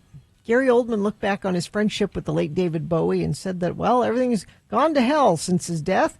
The music icon and renowned actor were friends for decades and remained close until Bowie's death from cancer in January of 2016. In an interview with The Hollywood Reporter, the Slow Horses star looked back at his relationship with the singer-songwriter, guitarist, actor, rock icon, and revealed one thing that he took from their time together. Quote, "To push the boat out," he said. David always said, when you're wading out into the water and you can feel the sand beneath your feet, you feel safe and calm. But if you go just a bit farther where your feet don't quite touch the bottom, you'll be in a place where you can do your best work. It's a nice image, isn't it? Mm-hmm. Adding that Bowie was very, very, very funny, Oldman said the two of them bonded initially. They had similar backgrounds, grew up in similar neighborhoods in London in the 50s and 60s. He added that Bowie was a great source of inspiration to him throughout the years because of his ability to evolve artistically. He was always pushing the envelope. He reinvented himself in his music many, many times. He was inspiring because he was a great innovator and not afraid to try things, not conscious. And that rubs off. I miss him. Occasionally I'll see something and it'll make me laugh, and I think, I wonder what Dave would have made of this. Or I wonder if that would have made Dave laugh. I do this with people that I've lost all the time. I'll see a movie and I'll go, man, I know someone who would have really loved this movie. You probably have that too, Carrie. All the time. It was Superman recently. And Yeah. actually Fantastic Four. Jeff was a huge Fantastic Four fan. So, yeah, maybe think about that next time you're seeing. It's okay to take a second and think about that. Mm-hmm. Let's see. Coldplay vows to keep doing their kiss cam. Yes. That's as punk rock as they've ever been. We've been doing it a long time, and only recently has it, become a thing. Been a problem. So we're going to keep doing it. Don't ask us not to. Angelina Jolie is not planning on putting her private life on page, despite a recent report claiming the actress was working on a tell-all memoir about her legal battles with ex-husband Brad Pitt. Oh, God. You say there's no truth to this. There's no way she would do that. There's no way she'd do that. Her lawyers won't let her. Probably. Because they're still not totally all the way worked through all of their problems. No. And Pitt would sue her for everything that she said. And on June 30th, Pitt filed court documents demanding private communications from Jolie, seeking to pose an executive that this is all part of their winery that they have in France. They are still in litigation for all kinds of stuff. So, no, she's not going to write anything about that. Luckily, she still has people around her who would tell her no. Yeah. A Colombian family has named their newborn daughter Chat GPT. Oh. After the AI program and Chat GPT. Despite the unusual name, the child was registered without objection. Now, there are countries that won't let you do this because they said, why would you do this to children? We won't let you do this. According to local media, the parents of Chat GPT Guerra said they chose the name as a tribute to the era of artificial intelligence. The case is not unique. Colombia has a history of officially registering unconventional names for those inspired by sports or movie stars. Brian Spears, I don't know why that's. Satanus, which is Satan. Oh, Satanist. Satanist. Yeah.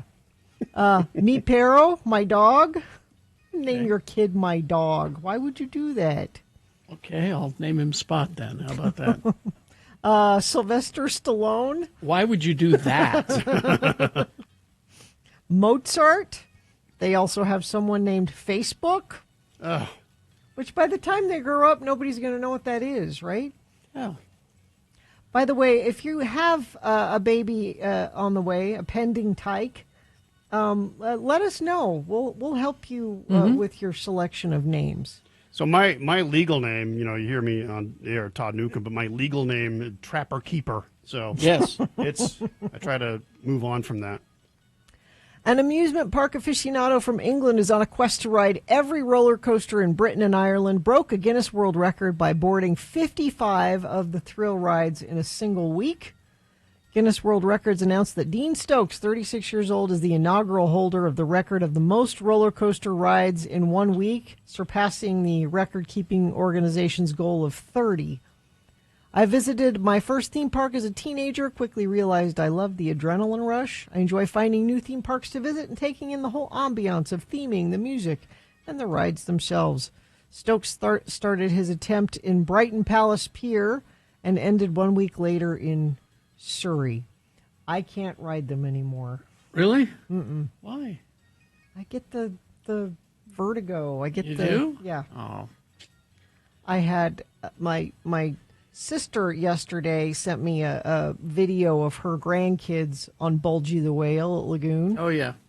And I went down a bulgy hole where I found my video of my kids riding Bulgy the Whale. By the way, Gina, Bulgy Hole is playing at the Hillby Block Party next year. And then a picture I have of my husband riding Bulgy the Whale. Like, it is a family generational thing. Now, there are some roller coasters I won't ride anymore. I could, but I won't. Because they're too rough.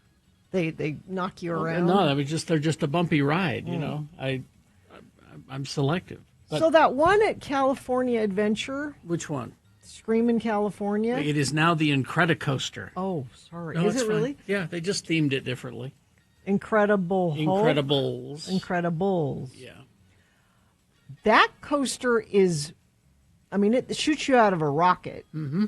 But it doesn't feel rattly. It feels really solid, really like you can tell it's well made, if that makes any sense. Like There's a one in Florida at the Universal Studios Marvel Park, the Incredible Hulk coaster, which is similar to that, except instead of shooting you along the ground and then up, it shoots you right into the sky. Oh, geez. And it's so fun. It's so fun.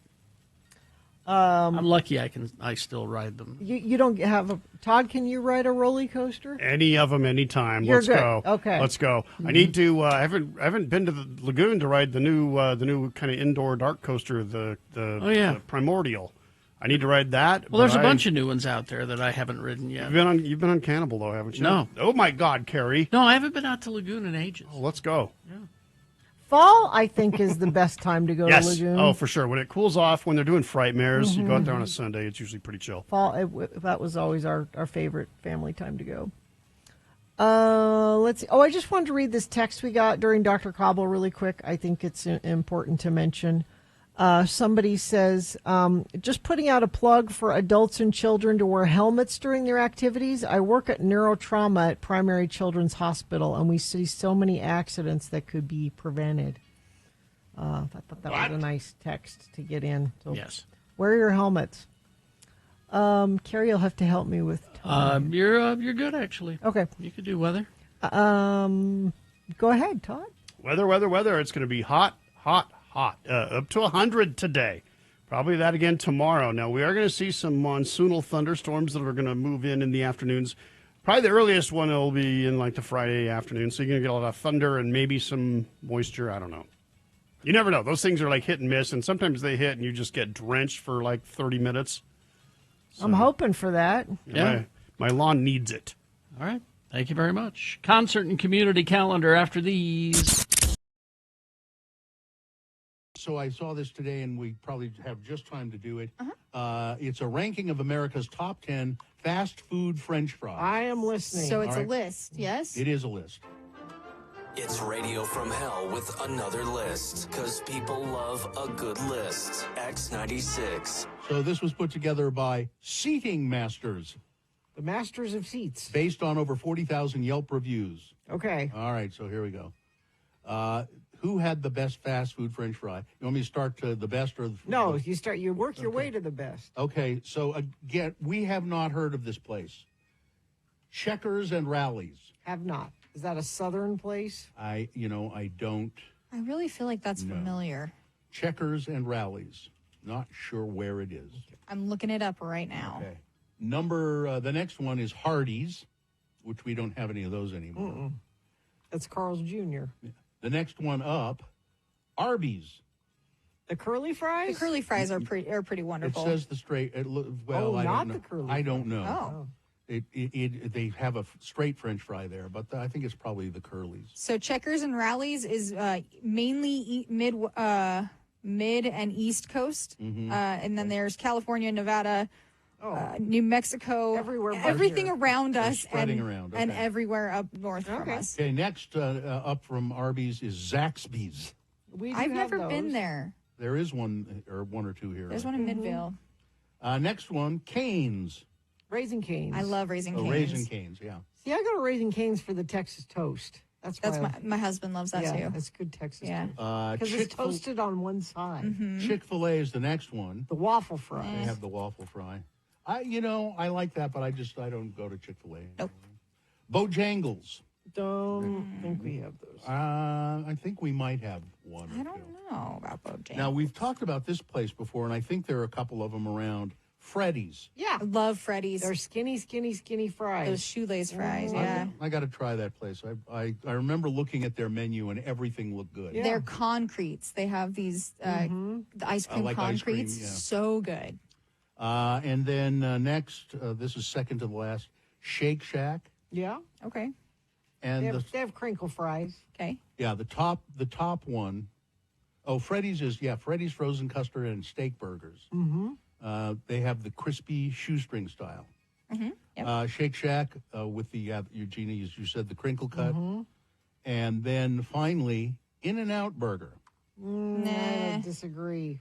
Top the list, scoring a crispy 3.86 out of 5 average across 25 locations. I took Mohammed, my son, not the prophet, to Harmon's yesterday because he wanted to try the beef tallow fries that they had. They fry them in tallow, and yes, it is better. This is not at all Harmon's locations, right? Nope. We went to the downtown one. The and City it's, Creek. Yeah, they're fresh cut fries. They fry them in beef. Trust me. All they do are burgers and fries there, and it's so good. Do they have onion rings? No. All they do. So we don't know burgers what. and fries. So when we were in the parade, the Pride Parade, and we were going past Harmon's at the time, the air was redolent. Yeah. With the odor of onion rings. You wanted them, didn't you? Sort of. And then I thought maybe, well, it's Harmon's, but no, they don't make them, huh? I will say I'm a little disappointed, and maybe I'll get judged for this, but my favorite fast food fry out there, Del Taco. Really? They have the best crinkle cut fries.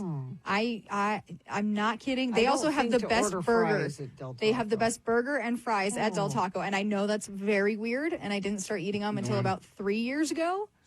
So now one other quick thing on fries. If you want good, and these are good fries, frozen French fries that you will prepare in your air fryer or oven at home, Lamb and Wesson. That's the brand. Lamb and Wesson. Okay. I think Smith's has them. Not all never places heard of have that. them. Well, I looked them up. They are a huge supplier of French fries to fast food chains. Oh. You know, and, So if you like and if you want to air fry a good frozen French fry, Lamb and Wesson, and they come out great. Okay. All right. Also, Gina, Loco Burger is where that fry I was telling you about, where they're steak cut fries, but they're very thin. Okay. And 'cause I they're like a thin fry. They are so well done. Okay. Okay.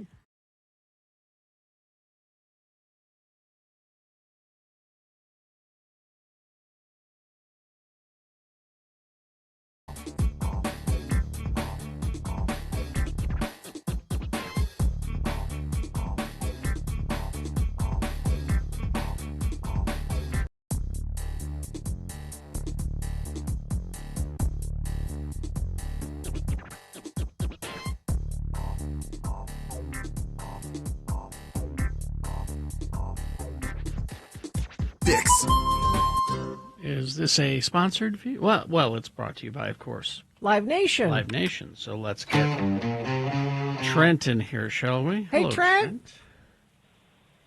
Maybe. Good morning. How are you? Good. There you go. Before we get into the rundown, can you just talk for a second about this announcement that Live Nation and Smith Entertainment Group are building a venue?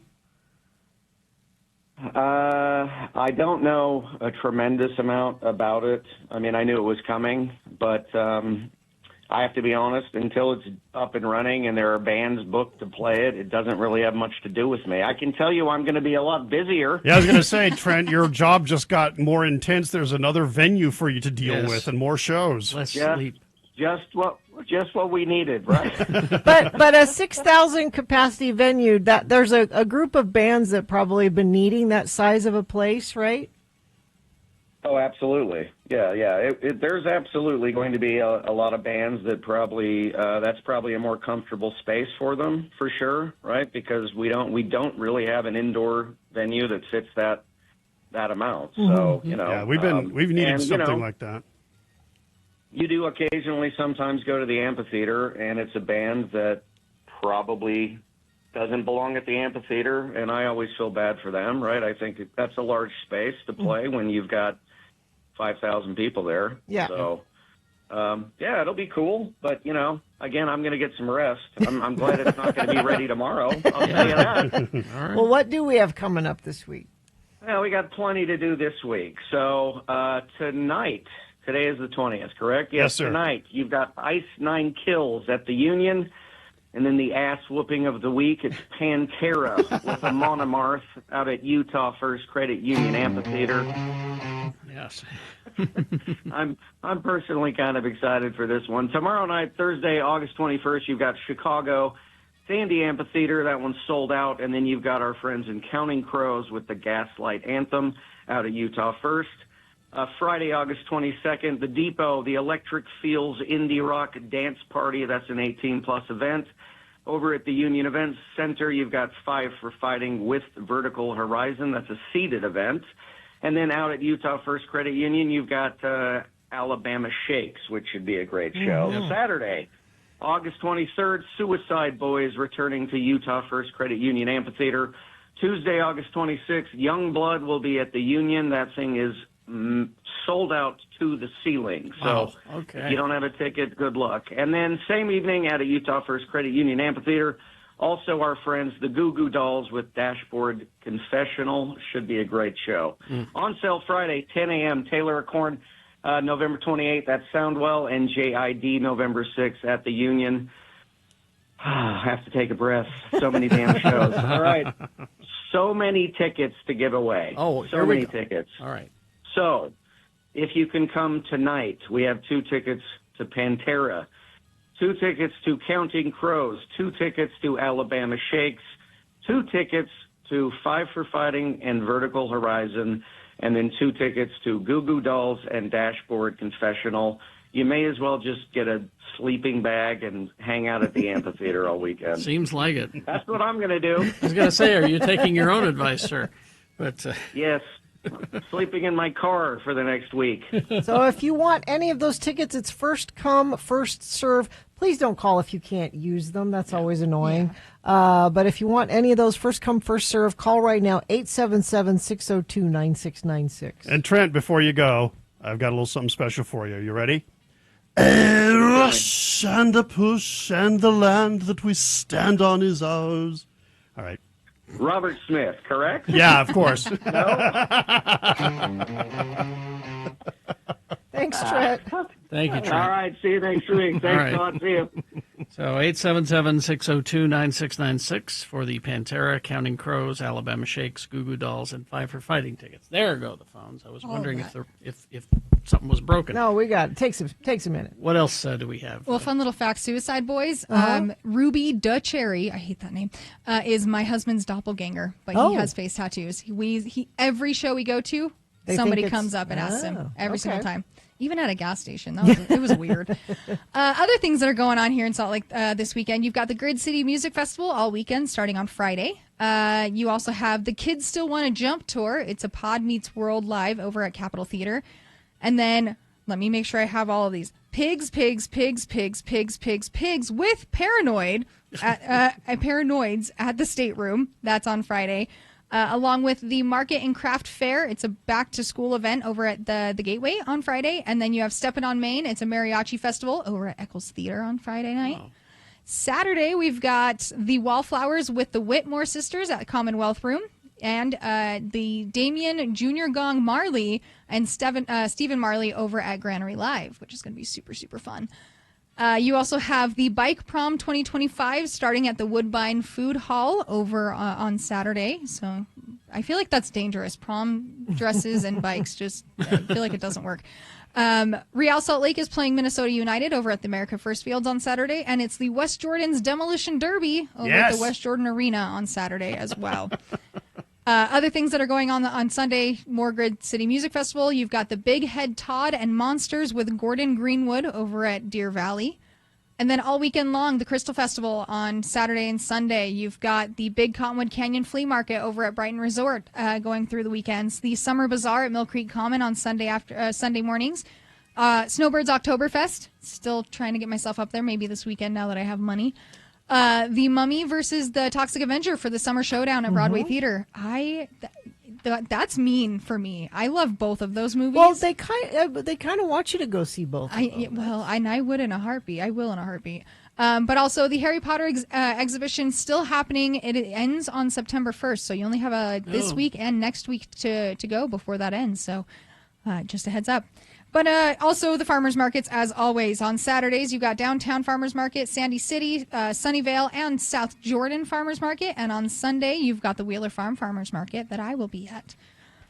That's all of it. Well, that's most of it. You can find all of it at x96.com. And if you ever have anything you want me to include, send it to radiofromhell at x96.com, and I'll keep an eye out for Man, next week. if only there was something going on. I know. If there's nothing to do. So boring this weekend. Gosh. Gosh, Mom. Nothing's happening. All right. Thanks, guys. Thanks, Katie. All right. Well, let's see. We will take a break, play a song for you, and then we will crawl towards the exits after these. BigOTires.com. As soon as I'm done with work, I'm heading up to Big O on Highland Drive. Got a nail in the tire.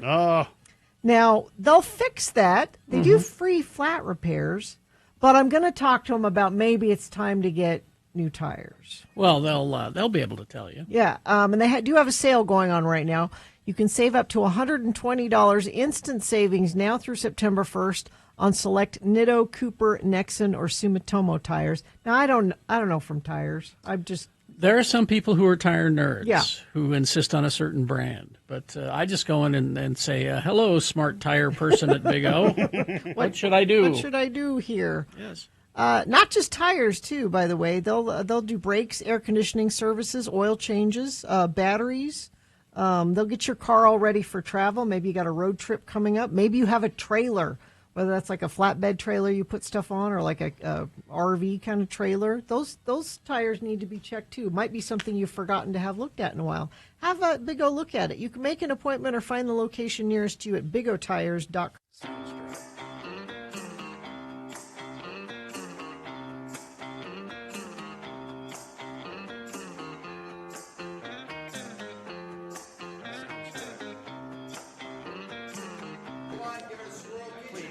Don't call this day drinking.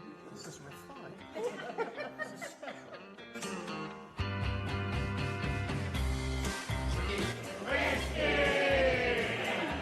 Cheers, everybody.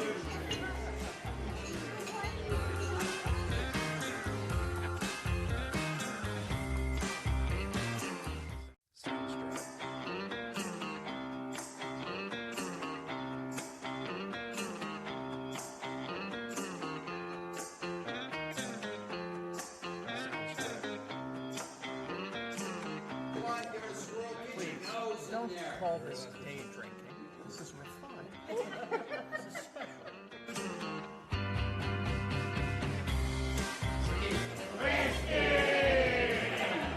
Cheers, everybody.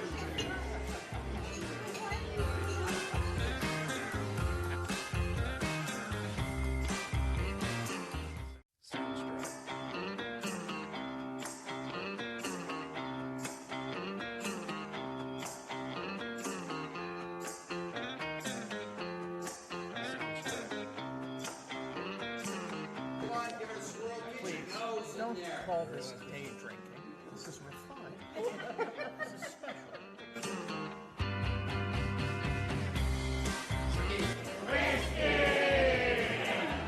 Cheers, everybody.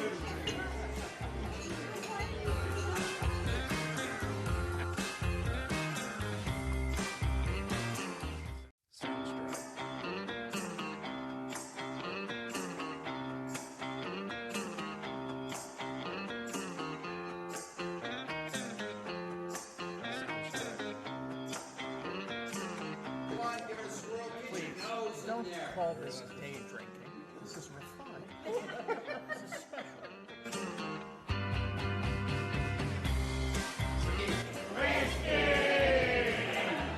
Cheers, everybody.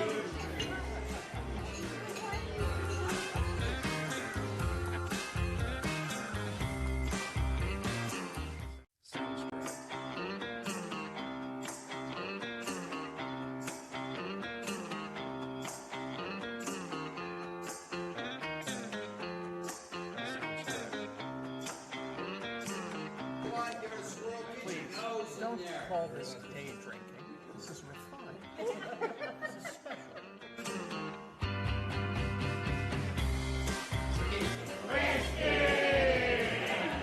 Cheers, everybody.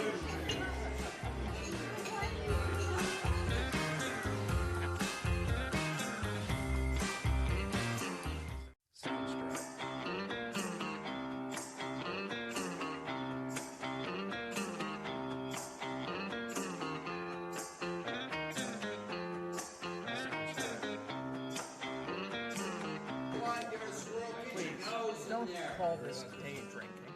This is refined. This is special.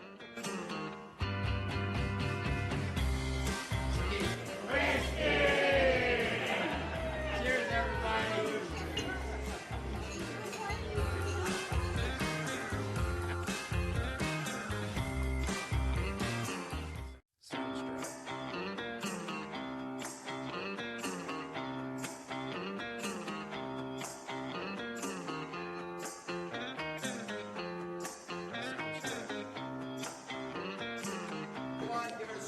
Please, don't call this day drinking. This is refined. This is special.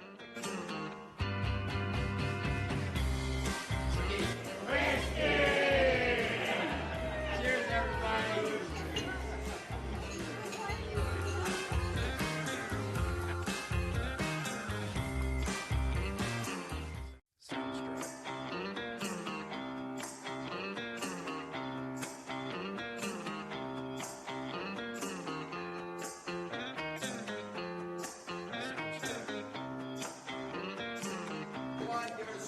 Please, don't call this day drinking. This is refined. This is special.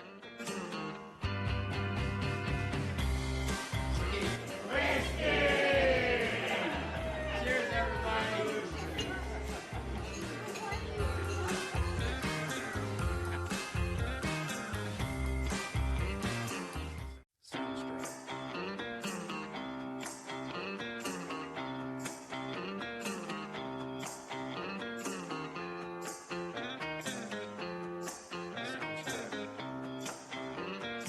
Please, don't call this day drinking. This is refined. This is special.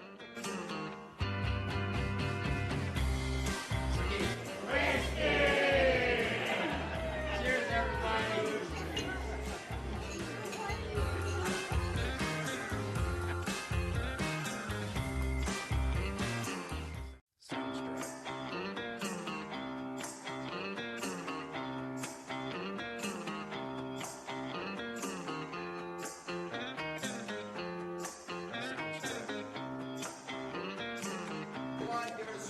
Please, don't call this day drinking. This is refined. This is special.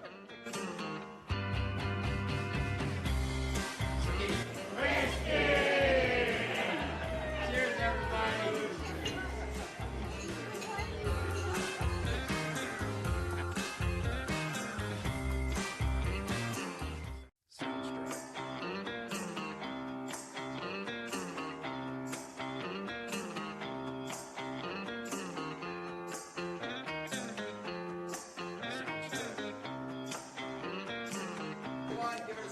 Please, don't call this day drinking.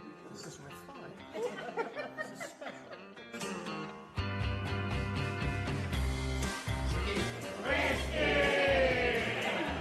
Cheers, everybody.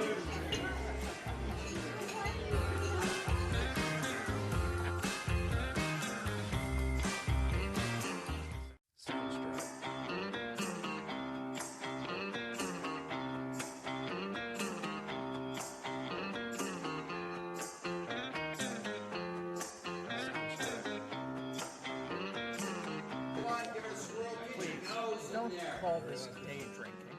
This is refined. This is special.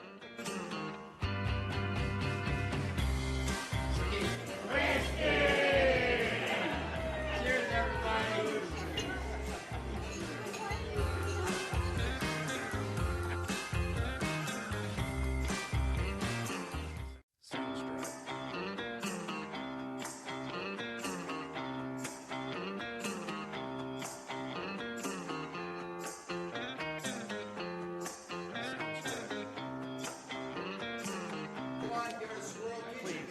Don't call this day drinking.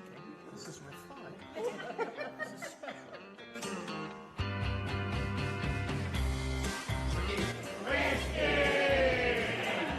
Cheers, everybody.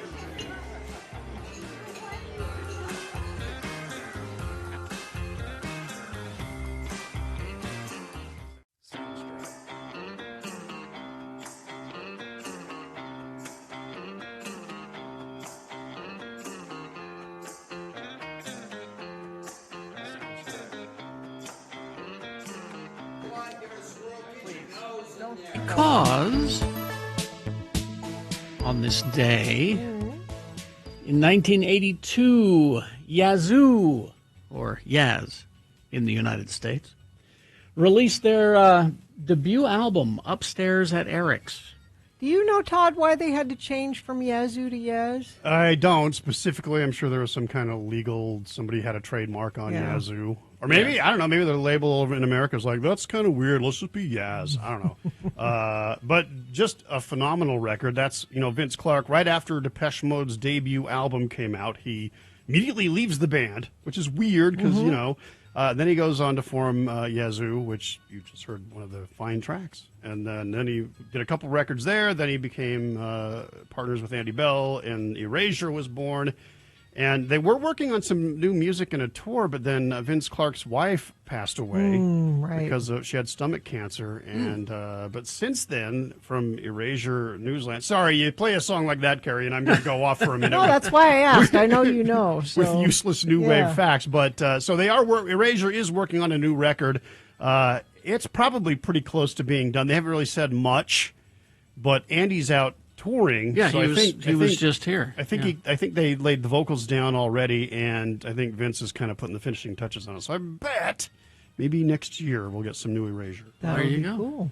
See, that's what you. If you have access to a Todd Newcomb brain, you tap into it. I'm filled with useless facts about stuff like that. There was so much information. No, coming at me at that Devo documentary. Oh yeah, I bet that's so much information. I have to watch that because I love those guys. Give me one thing you didn't know that you learned. Gerald Casale, the co-founder of Devo, was at Kent State during the shootings. What? Really? How about that? So that'll make you punk. Actually, that'll give you. Oh yeah. They talk about that, I'm sure. Like I said, they are more punk than any punk band at the time. They just packaged it differently. It was again just tons of information coming at you. And I know stuff about Devo. I don't know that much stuff about Devo. And Todd was saying they were great at Kilby. The block party, yeah. Sounded amazing. They sound amazing. Bowie was the guy who introduced them to Brian Eno. Does anything great have a Bowie connection? It seems like that's... He just comes along and touches things, and it's magic. David Bowie, you mentioned him earlier. The man, anyone making music today, any of your favorite bands are influenced by David Bowie in some capacity. And if you don't believe us, ask them. Yeah, they'll go on. Will tell And you might not even be able to appreciate yourself all of David Bowie's music. Like, I like a lot of his stuff, but some of it's not for me. But he would just reinvent himself time and time again. Yeah, so there's something in there you're going to like, and it certainly influenced your favorite band. Apparently, John Lennon was a fan. Mm-hmm. Well, yeah, they did Fame together. No, I mean of Devo. Oh, of Devo. Oh, yeah, okay. because Mothersbaugh was saying that he was in a club, and one night John Lennon came up to him and got right in his face and did the yeah from Uncontrollable Urge. Yeah. And Neil Young was a huge fan. See, you don't see those Exactly. intersections. Exactly. That doesn't... Huge fan of Devo, to the point where when they started selling their own merch in their records, because on their record sleeves you could buy could buy the hat, you could buy the shirt or the pin or whatever. He called them up and said, "What are you guys doing that for? That sucks." Neil Young said Neil Young, and then he stopped talking to them. Oh. I mean, he was in one of their projects. Mm-hmm. Anyway. Useless New Wave Facts brought to you by Don't Pay for Tires and Oil Changes Ever Again. Get tires and oil changes for life with every new and used Mazda purchase from Bountiful Mazda. See Bountiful Mazda today for all the details. All right, let's do the promo and crawl toward the exit. All right, let's do the promo and crawl toward the exit. Todd, do you need a nap? Yeah, I'm just going to curl up on the floor here. Well, at least you don't have to be back tomorrow morning. Is Bill back already? No, but the X poll is back, happening at 7:45 in the morning. We want to know, which character do you think would be the most fun to have as a friend? Oh, like a fictional character. I get it. Yeah. We'll be ready to call 877-602-9696 with your answer at 7:45 on Thursday's Radio from Hell show here on X96. Did you like my acting from, playing like I'm tired on that promo? Yeah. That's the kind of stuff I learned from Deb Armstrong at Roy High School in theater back in the 80s. Acting. Shout out. Thespians. All right. I think we're good. Sorry, I'll be back at 2 o'clock today. Somehow, I'm just going to sleep in the corner over there. Under my desk. Fine job as always, Katie. Live long and prosper, bitches. Can't believe it's not butter. I don't know. Please listen to me this afternoon at 2 o'clock. I'll give you $1. Not actually, we'll give you $1. I'm just saying. I'm lying to you. But please listen anyway. Artie Fufkin is next.